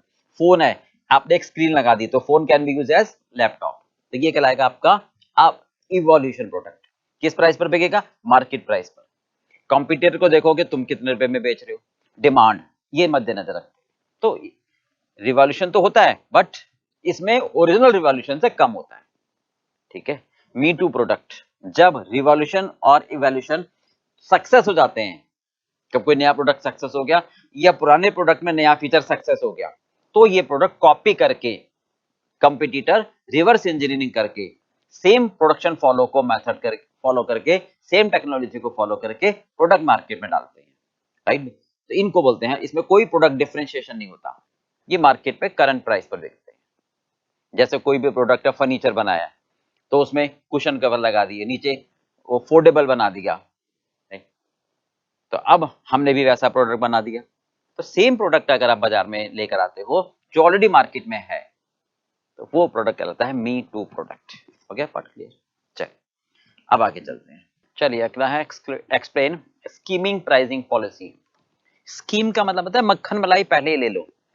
तो ये मर्क बेंच मतलब मर्सिडीज बेंच, जैसे हम बात करें प्रीमियम प्रोडक्ट, जब भी कोई नया प्रोडक्ट बाजार में पहली बार लॉन्च करते हैं, ध्यान दो ना मेरी बात को, नया प्रोडक्ट मार्केट में पहली बार आया है, लोगों ने सुना ही नहीं था, रिवॉल्यूशन प्रोडक्ट है ना, उस प्रोडक्ट के लिए हमेशा प्रीमियम प्राइस चार्ज की जाती है। स्कीम यानी मक्खन मलाई पहले से ही ले लो भाई, बाद में तो पता ही नहीं चला ना, पता ही नहीं चलेगा ना, यानी जब डिमांड अनसर्टेन, भाई नया प्रोडक्ट है, पता नहीं ना कौन कितना लेगा, और नए प्रोडक्ट के लिए आपने हाई प्रमोशनल एक्सपेंडिचर भी करे होते हैं, डिमांड पता ही नहीं होती, तो आप हमेशा ना शुरू में हाई प्राइस चार्ज करते हो ताकि वो सारे खर्चे कवर हो जाएं। कोई ऐसा नया प्रोडक्ट आपने बनाया है, नहीं, जैसे कार बनाई, मान लो इलेक्ट्रिसिटी से चलने वाली रोबोट कार बनाई, है ना।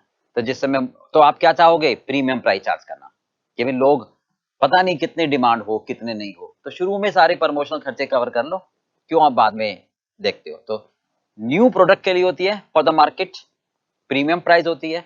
जैसे जैसे मार्केट डेवलप होती चली जाती है वैसे वैसे प्राइस कम होती चली जाती है, क्योंकि मार्केट में टेक्नोलॉजी डेवलप होती है, लोग कॉपी करना शुरू कर देते हैं, कंपटीटर मार्केट में आ जाते हैं, है भी। तो हाई प्राइस पॉलिसी होती है अर्ली स्टेज ऑफ प्रोडक्ट में, ठीक है। This can be synchronised with the high promotional expenditure. Later year में प्राइस कैन बी रिड्यूस्ड, ठीक है।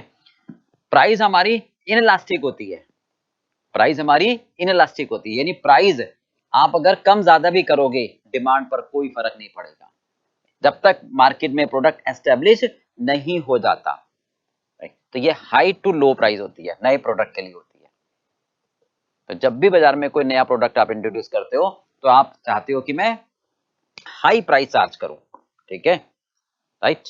तो ये इसलिए की जाती है ताकि आपका सारा प्रमोशनल एक्सपेंडिचर शुरू में ही रिकवर हो जाए। ओके, हाँ जी, हाई प्राइस पॉलिसी होती है, ठीक है। हाँ जी, सिंक्रोनाइज किससे करते हैं, हाई प्रमोशनल एक्सपेंडिचर से। बाद में हम प्राइस कम कर देते हैं, क्यों, क्योंकि डिमांड हमारी क्या होती है, इनइलास्टिक शुरू में, जब तक प्रोडक्ट एस्टेब्लिश नहीं हो जाता। इनइलास्टिक का मतलब क्या होता है, प्राइस कम ज्यादा करोगे डिमांड आपकी कोई फर्क नहीं पड़ेगा। हाई प्राइस इनिशियल पीरियड में लेते हैं, स्कीम कर देते हैं, यानी पूरी मक्खन मलाई शुरू में ले जाते हैं, ठीक है।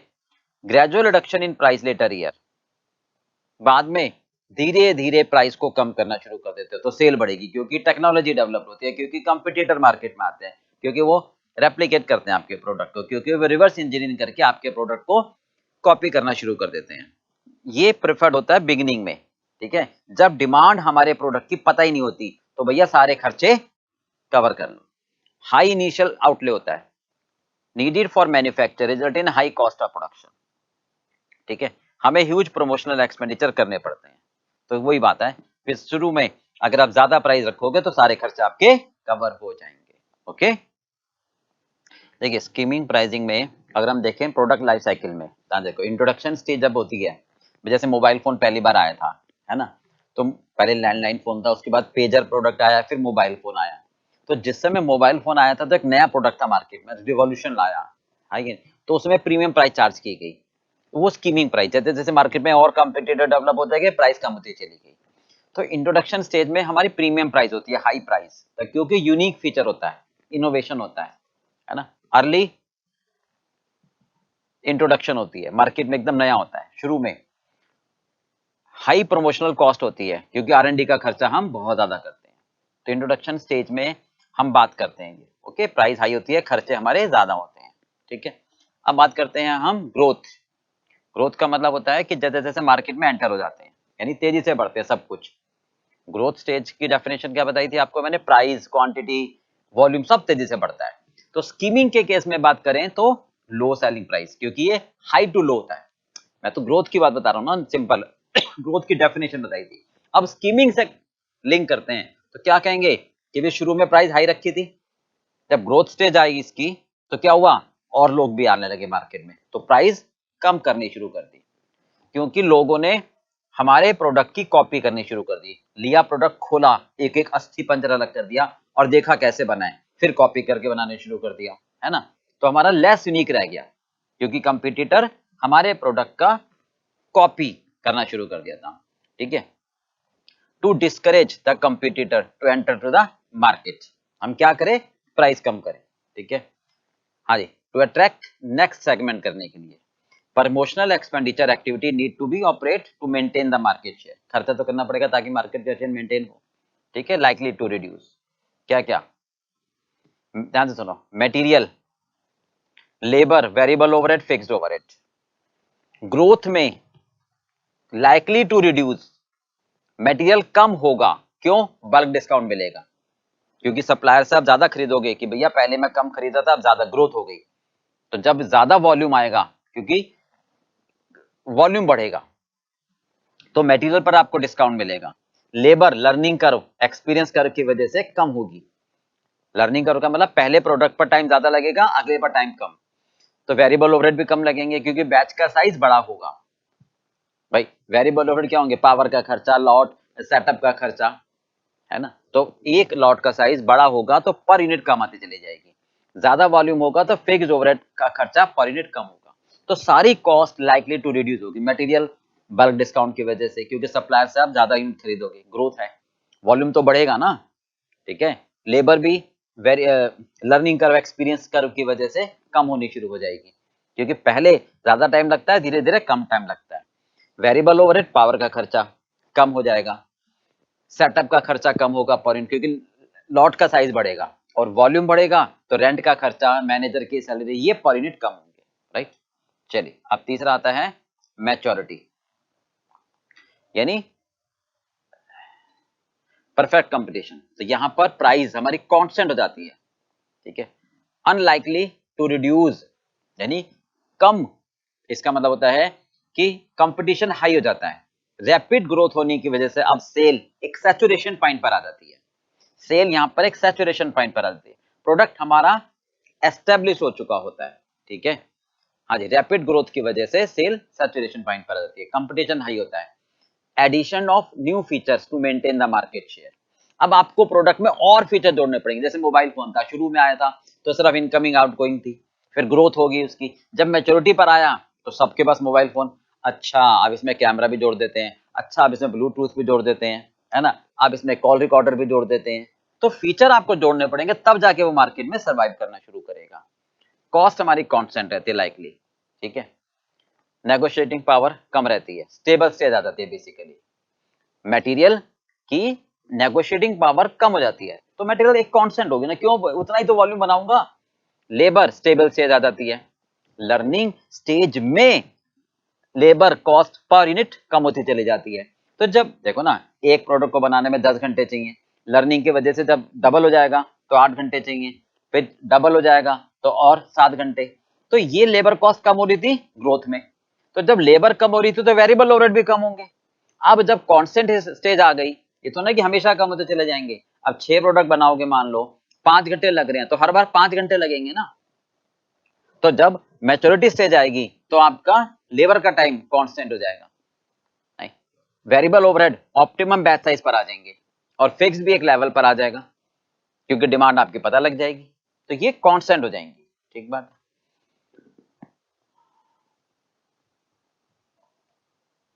अब डिक्लाइन स्टेज पर आते हैं अगर हम, यानी डिक्लाइन का मतलब क्या हुआ, प्राइस बहुत कम कर देते हो, मार्जिनल कॉस्ट से भी कम। क्यों, इन्वेंट्री नहीं रखना चाहते, product out of the market हो जाता है, प्राइस कट कर देना चाहते हैं। If not responding product is surprise by the new product. अगर हम चाहते हैं कि यार कोई और प्रोडक्ट ना ही आ रहा, तो प्राइस कट कर देते हैं, फिर या तो नया प्रोडक्ट लेकर आओ आप। कॉस्ट हमारी बढ़ जाती है क्योंकि वॉल्यूम कम हो जाता है। लो प्रोडक्शन की वजह से बल्क डिस्काउंट, लो प्रोडक्शन की वजह से बल्क डिस्काउंट विथड्रॉ हो जाता है ना, लेबर कम हो जाते हैं हमारे। हाँ जी, वेरिएबल ओवरहेड, हाँ जी, प्रोडक्शन हमारा कम होना शुरू हो जाता है बेसिकली। Clear part. तो ये था हमारा स्कीमिंग प्राइस। चलिए चलिए पेनिट्रेशन प्राइसिंग करते हैं आगे, है ना। वर्ड से क्लियर है, पेनिट्रेट यानी ग्रैब द मार्केट।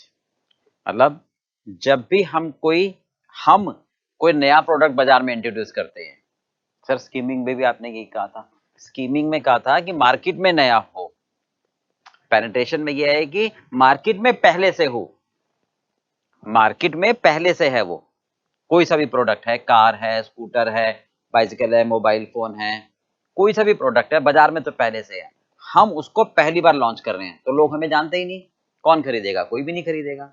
तो हम लो प्राइस रखना चाहते हैं ताकि लोग मेरे पास आए। भाई आप नॉर्मल प्राइस रखोगे तो जो एस्टेब्लिश्ड है तो लोग उसके पास जाएंगे ना, आपके पास क्यों आएंगे। तो अगर आपके पास, आप चाहते हो कि लोग आपके पास आए, तो आपको अपने प्रोडक्ट की प्राइस कम रखनी पड़ेगी, है ना। तो उसी को बोलेंगे पेनिट्रेशन प्राइसिंग, यानी लो प्राइसिंग पॉलिसी। तो जैसे जैसे आपका प्रोडक्ट डेवलप होगा, लोगों का टेस्ट डेवलप होगा, लोग कहेंगे वाह हाँ भाई अच्छा, हाँ भाई अच्छा, तो वैसे वैसे आप अपने प्रोडक्ट की प्राइस बढ़ाते चले जाओगे। तो लो टू हाई प्राइस, और स्कीमिंग में क्या, हाई टू लो प्राइस, ये नए प्रोडक्ट के लिए होती है जो बाजार में पहले से है, हम पहली बार लॉन्च कर रहे हैं। ये वहां लगती है जहां पर डिमांड इलास्टिक हो, स्कीमिंग में इनइलास्टिक। या इलास्टिक का मतलब क्या होता है, डिमांड बढ़ेगी प्राइस कम करोगे तो, तभी तो फायदा है, तभी तो फायदा है। प्राइस कम क्यों करते हैं हम? एक तो मार्केट ग्रैब करने के लिए, अपने प्रोडक्ट को पॉपुलराइज करने के लिए, राइट भाई, ताकि मेरा प्रोडक्ट पॉपुलराइज हो जाए, ग्रैब हो जाए मेरी मार्केट। नहीं तो प्राइस कम करने पर हो सकता है शुरू में प्रॉफिट कम होगा, पर जैसे जैसे प्रोडक्ट डेवलप होगा, प्राइस बढ़ाओगे, प्रॉफिट होना शुरू हो जाएगा। यानी low price to high price, low profit to high profit. कई बार हम प्राइस कम जरूरी नहीं है शुरू में करते हैं, हम ये प्रोडक्ट लाइफ साइकिल के किसी भी स्टेज पर अप्लाई कर सकते हैं, इंट्रोडक्शन पर, ग्रोथ पर, मैच्योरिटी पर, कहीं पर भी। Penetration pricing policy product life cycle के किसी भी स्टेज पर आप लगा सकते हो। क्यों? क्योंकि प्राइस कम करके आप कस्टमर छीनना चाहते हो, तो ये तो कभी भी कर सकते हो। मैच्योरिटी स्टेज है, आप प्राइस कम कर दो ताकि आपके पास कस्टमर ज्यादा है, तो प्रोडक्ट लाइफ साइकिल के कहीं भी लगा सकते हो। पर्पस क्या होता है? प्राइस कम करना, ज्यादा कस्टमर आए, वॉल्यूम बढ़े, यानी इकोनॉमिक ऑफ स्केल को प्राप्त करना, ये पर्पस होता है। मतलब पेनिट्रेट क्यों करते हैं? ज्यादा मार्केट आपके पास आए, इकोनॉमिक ऑफ स्केल का फायदा हो। तो पेनिट्रेशन लागू करने से पहले अच्छी तरह R&D कर लो। पता लगा भाई साहब आप उस मार्केट में पेनिट्रेशन प्राइसिंग लगा रहे हो, लो प्राइसिंग, जहां पर डिमांड ही नहीं है, मतलब वहां प्राइस कम बेचो, नॉर्मल बेचो, ज्यादा बेचो, बिकना उतना ही है। तो भैया जहां मार्केट पोटेंशियल नहीं है वहां पेनिट्रेशन मत लगाओ। तो इसीलिए कहा गया है पेनिट्रेशन लगाने से पहले आप पूरी तरह अच्छी तरह से आश्वस्त हो जाओ कि हाँ यहां सस्ता बेचूंगा तो बिक जाएगा, राइट भाई। दूसरा, कई बार पेनिट्रेशन हम करते हैं कॉम्पिटिटर को रोकने के लिए, अनसीट करने के लिए, उसको उखाड़ फेंकने के लिए। क्योंकि आप प्राइस कम कर दोगे तो आप तो लॉस सहन कर लोगे क्योंकि पहले कमाया है। कॉम्पिटिटर जो आपका नया आने वाला होगा वो इतनी सस्ती प्राइस पर नहीं बेच पाएगा, शुरू में लॉस शायद सहन ना कर पाए। तो to restrict, to unseat the competitor, कई बार हम प्राइस को कम कर देते हैं, राइट भाई, कॉम्पिटिटर को डिस्करेज करने के लिए, राइट भाई। स्टॉक टर्नओवर के लिए भी हम कर देते हैं, प्रॉफिट बढ़ाने के लिए भी कर देते हैं, स्टॉक का आना जाना, प्राइस कम कर दो, आता रहेगा, जाता रहेगा, आता रहेगा, जाता रहेगा, राइट भाई।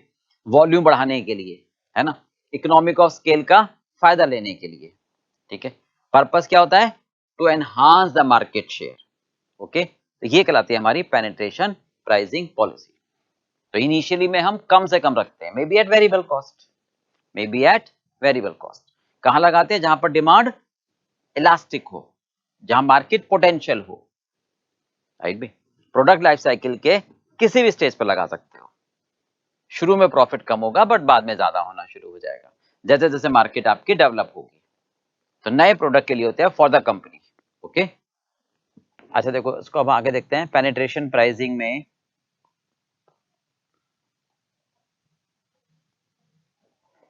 अगर हम लाइफ साइकिल के हिसाब से समझने की कोशिश करें आपको, तो introduction, growth, maturity and then decline.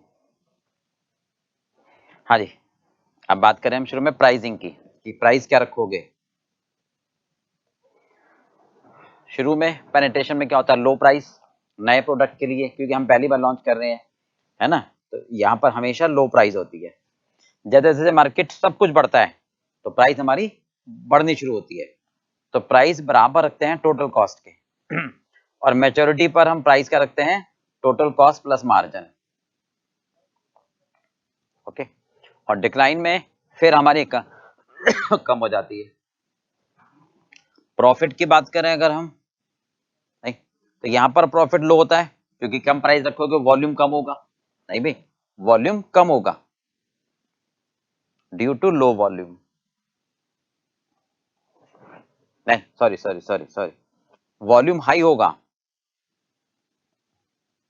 क्योंकि प्राइस कम रखोगे, बट प्रॉफिट नहीं हो पाता क्योंकि प्राइस बिलो द कॉस्ट हो जाती है। और ग्रोथ स्टेज में प्रॉफिट हमारा धीरे धीरे बढ़ने लगता है, नहीं, प्राइस हमारा, प्रॉफिट हमारा धीरे धीरे बढ़ने लगता है। क्यों? हालांकि कॉस्ट के बराबर आती है, फिक्स कॉस्ट रिकवर हो जाती है, जस्ट इक्वल टू कॉस्ट। अच्छा ये भी कह सकते हैं नेगेटिव ही होता है। चलिए मैच्योरिटी स्टेज पर आप इसको लो भी मत कहो, आप इसको नेगेटिव ही कहो। मैच्योरिटी स्टेज पर आके हमारे पास प्रॉफिट होना शुरू हो जाता है और यहां पर फिर लो होना शुरू हो जाता है, नेगेटिव। यहां दोनों हो सकते हैं, ठीक बात है अभी। हाँ जी, कॉस्ट हाई वॉल्यूम होता है यहां पर, तो जब हाई वॉल्यूम होगा क्योंकि प्राइस कम रखोगे तो कॉस्ट हमारी लो हो जाती है। ग्रोथ स्टेज में स्टैग्नेंट हो जाती है हमारी कॉस्ट बेसिकली ना, या ये कह सकते हैं कि और कम हो सकती है।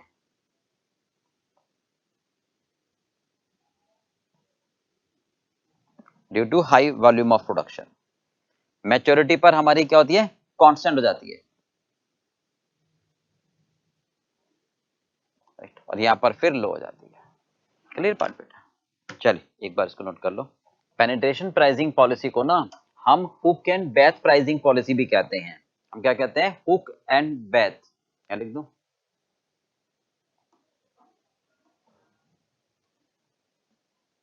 Hook and bait pricing policy भी कहते हैं, hook and Beth.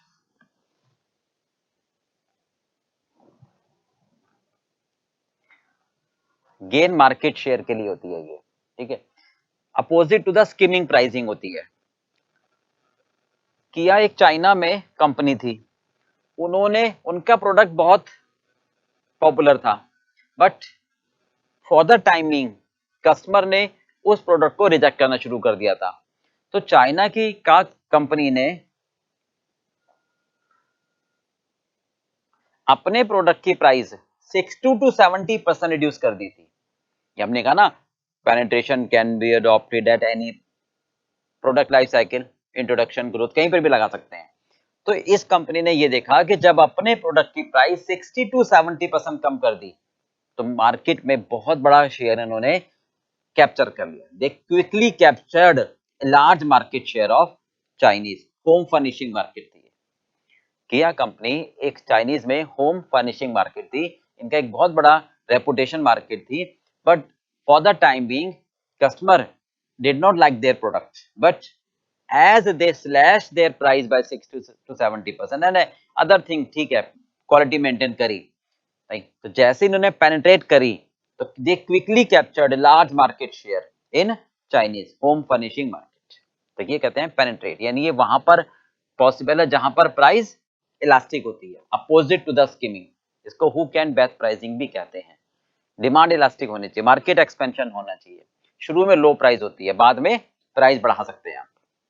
Product life cycle के कहीं भी अडॉप्ट कर लेते हैं, और इसको लागू करने से पहले बहुत अच्छी तरह हम R&D कर लेते हैं, ठीक है। वेरी लो प्राइस, शुरू में प्रॉफिट कम होता है बट बाद में प्रॉफिट होना शुरू हो जाता है। ओके बेटा, चलिए नेक्स्ट क्वेश्चन है प्राइस एडजस्टमेंट पॉलिसी। बिल्कुल सिंपल बात है, क्या कहना चाहता है कि भाई अगर हम कोई भी प्राइस फिक्स कर देते हैं कस्टमर के लिए तो बैक ऑफ द माइंड में हम कुछ एडजस्टमेंट भी करते हैं कि अच्छा चलो ठीक है, ये कम कर देंगे, ये कम कर देंगे, ये कम कर देंगे। तो जितना अमाउंट कम करने की बात करते हैं या थॉट प्रोसेस में रखते हैं, है ना, वो एडजस्टमेंट पॉलिसीज कहलाती हैं। तो क्या क्या बैक ऑफ द माइंड में चलता है हमारे कि भाई फाइनल प्राइस में मैं इतना कम कर दूंगा, ठीक है। Distributor, quantity, cash, price discrimination और जियोग्राफिक, ठीक है, ये डिस्काउंट कहलाते हैं, ये कम करने वाला अमाउंट कहलाता है। तो पहला distributor discount, cash discount, quantity discount, price discrimination, geographical discount. Distributor का मतलब क्या हुआ कि हमारे पास सप्लाई चेन में कौन कौन से डिस्ट्रीब्यूटर आएंगे, होलसेलर आएगा, रिटेलर आएगा, है ना, डीलर आएगा। तो इन सबको प्रमोट करने के लिए कि ज्यादा माल बेचो हमारा, इनकी परफॉर्मेंस के आधार पर हम इनको डिस्काउंट दे देते हैं कि चलो ठीक है भाई, हम आपको जो प्राइस बेच रहे हैं कंपनी वाले होलसेलर को 100 रुपए में देते हैं नॉर्मली, ठीक है भाई, आप आगे 100, आप आगे इसको बेचो, ठीक है, हम तो आपको 100 रुपए में दे रहे हैं, तो आगे ये ज्यादा में बेचेंगे। तो इनकी परफॉर्मेंस के बेस पर हम इनको ये कहते हैं आपको बोनस मिलेगा, यानी प्राइस हम कम कर देंगे, यानी प्राइस हम कम कर देंगे। डिस्काउंट हम किस पे देते हैं? उनकी परफॉर्मेंस पर, है ना। तो इसको बोलते हैं फंक्शनल डिस्काउंट। क्लियर हो गया? कि भाई जैसे मान लो 100 रुपए हमने उनको बात करी, तो अगर उनकी परफॉर्मेंस अच्छी है, फंक्शन अच्छा है, तो हमने कहा चलो भाई 10% 20% आपको डिस्काउंट देते हैं। नहीं, हम आपको 80 रुपए में दे देते हैं। तो फिर आप आपके 100 रुपए की चीज 110 में बेचते थे, तो 10 रुपए कमाते थे। अब 80 रुपए की 110 में बेचेंगे, 30 कमाएंगे। तो अगर कंपनी अपने होलसेलर को, डीलर को, रिटेलर को डिस्काउंट देती है उनकी फंक्शन पर, परफॉर्मेंस पर, नहीं मतलब, और उनको प्रमोट करने के लिए, ताकि ज्यादा माल बेचें और अच्छे डिलीवरी से, टाइम से दें, तो वो डिस्काउंट कहलाता है फंक्शनल डिस्काउंट। चलिए क्वांटिटी डिस्काउंट की बात करते हैं हम आगे ना, कि जब हम कस्टमर को कोई भी ऐसा डिस्काउंट देते हैं ये कहकर कि अगर आप इतनी क्वांटिटी परचेज करोगे तो आपको हम 5% डिस्काउंट देंगे, यानी बल्क परचेजेस पर। जो हमारा सामान ज्यादा बिकेगा, हमारे पास ज्यादा रेवेन्यू आएगी, हमें फायदा होगा, हम वॉल्यूम ऑफ प्रोडक्शन बनाएंगे, इकोनॉमिक ऑफ स्केल का फायदा हमें होगा। तो अगर कस्टमर को हम एक पर्टिकुलर क्वांटिटी परचेज करने पर डिस्काउंट ऑफर करते हैं तो वो कहलाता है डिस्काउंट, क्वांटिटी डिस्काउंट। पर इसके लिए जरूरी है कि सारे प्रोडक्ट एक जैसे होने चाहिए। मतलब ये नहीं कि भाई कुछ क्वांटिटी में एक सामान खरीदा, कुछ क्वांटिटी में एक सामान खरीदा, कुछ क्वांटिटी में एक सामान खरीदा, वो नहीं। डिफरेंट क्वांटिटी नहीं होनी चाहिए, क्वांटिटी हमारी सेम होनी चाहिए। ओके, तब तो हम बात करेंगे क्वांटिटी डिस्काउंट। बट ये जरूरी है कि सारी क्वांटिटी एक जैसी होनी चाहिए। ये नहीं कि भाई एक तो कुछ और क्वांटिटी 1 किलोग्राम में 1 लीटर में है ना। मतलब हेट्रोजेनियस नहीं, होमोजेनियस होनी चाहिए। या फिर ट्रक में जा रही है तो उनका लोड काउंट हो पाए, तो तब हम क्वांटिटी डिस्काउंट दे पाएंगे। ठीक है, quantity discounts are price reduction, मतलब प्राइस में कमी करेंगे क्वांटिटी जो परचेज कर रहे हैं। ठीक है, it may take several form. Size of order पे डिपेंड करता है कि भाई आप कितनी क्वांटिटी खरीदोगे, है ना। एक पर्टिकुलर कमोडिटी की अगर आप, मतलब हमने एक डिसाइड कर लिया कि भाई अगर आप 100 यूनिट खरीदोगे तो कोई डिस्काउंट नहीं, 100 से ऊपर इतना डिस्काउंट। ओके, पर ये जरूरी है कि कमोडिटीज होमोजीनियस होनी चाहिए, एक जैसी होने चाहिए।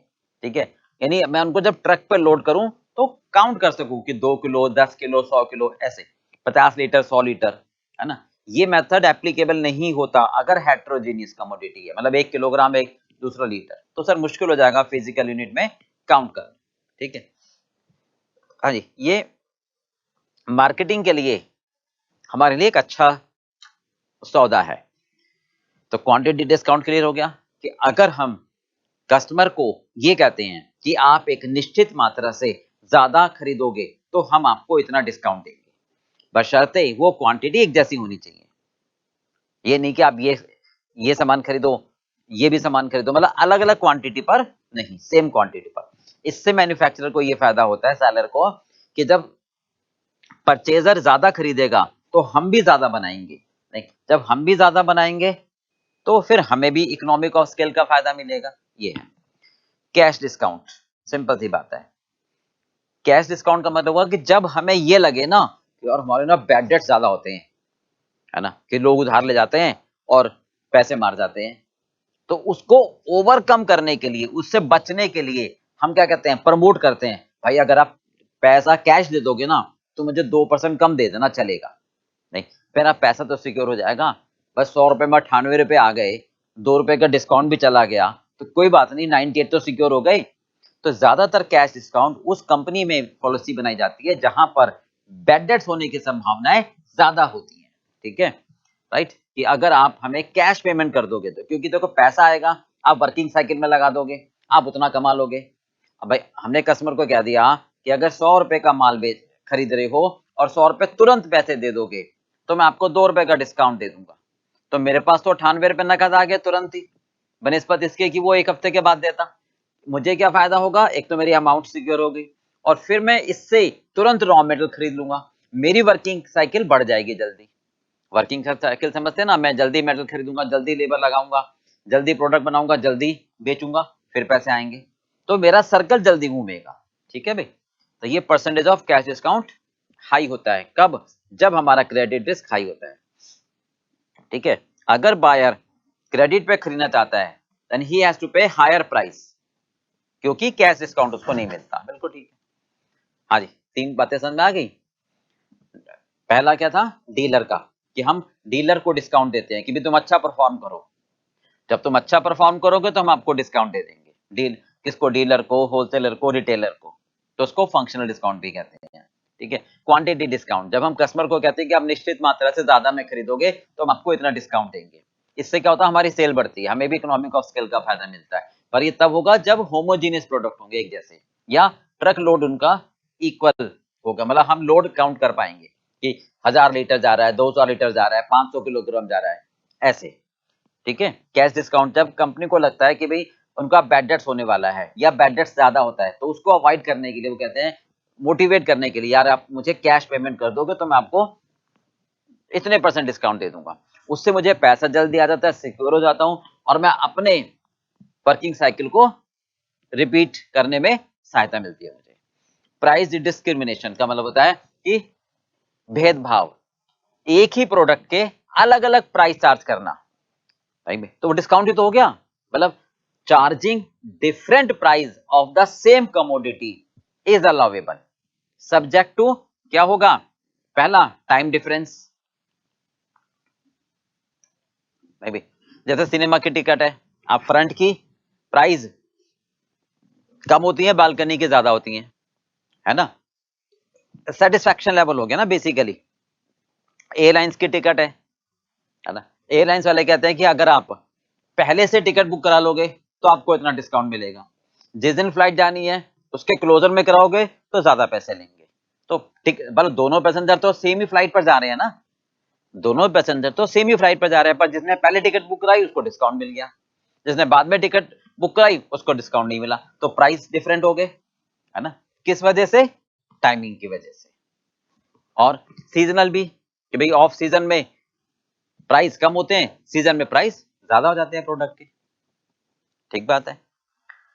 Area, geographical different segment, segment का मतलब अलग अलग एरिया, कि जैसे पेट्रोल है, दिल्ली में कुछ और रेट, यूपी में कुछ और रेट, क्यों सर, क्योंकि गवर्नमेंट के टैक्स की वजह से।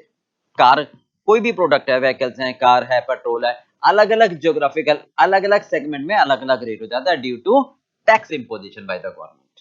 तो आप अलग अलग प्राइस चार्ज कर सकते हो। कोल्ड ड्रिंक है जैसे, मतलब आप सिंपल एक बाहर पान वाले की दुकान पे खरीदो 20 रुपए की, ग्रोसरी शॉप पर खरीदो 20 रुपए की छोटी बोतल, पर उतना ही अगर आप 5 स्टार में बैठकर खरीदो लोगे तो आपको 100 रुपए की मिलेगी। क्यों भाई, क्यों, क्योंकि वहां एनवायरमेंट मिल रहा है आपको, वहां सर्व हो रही है, वहां चिल्ड सर्व हो रही है, आपको बैठने की जगह भी मिल रही है, आपको एक माहौल मिल रहा है, एसी में बैठ के पी रहे हो, तो प्राइस डिस्क्रिमिनेंस हो गया ना।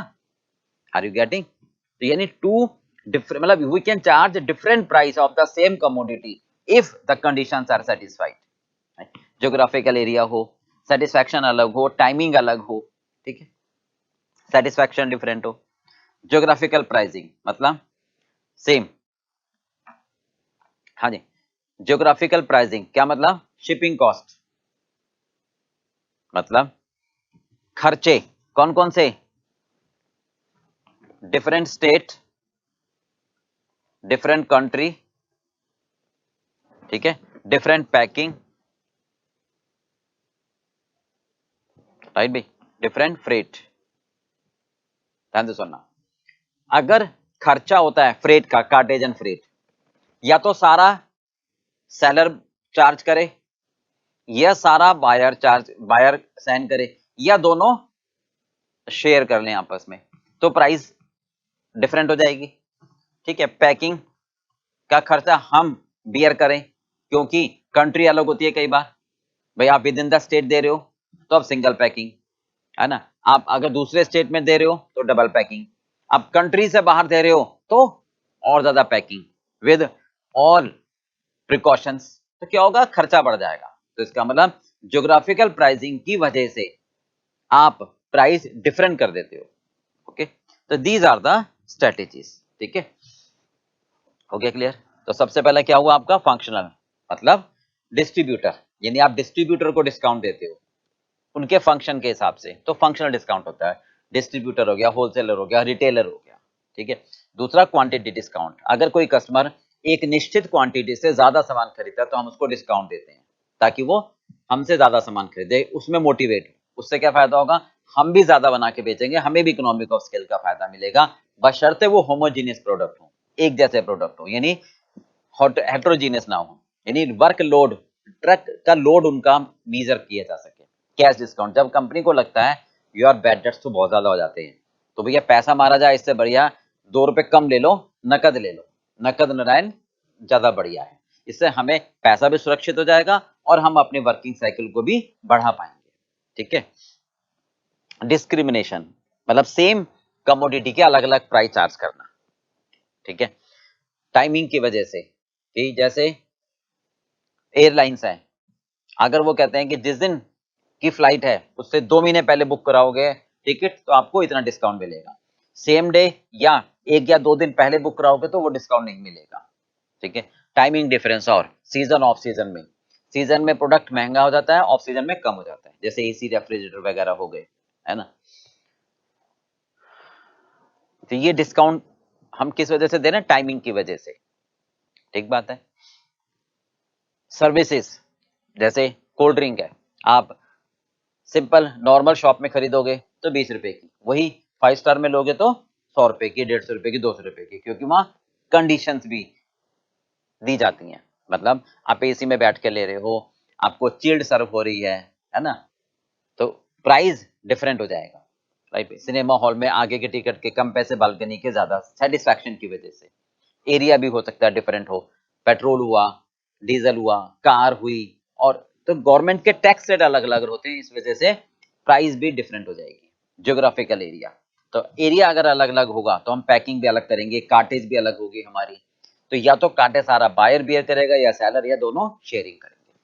तो these are the price adjustment. हो गया क्लियर बेटा? चलो ये टॉपिक हमारा क्लियर।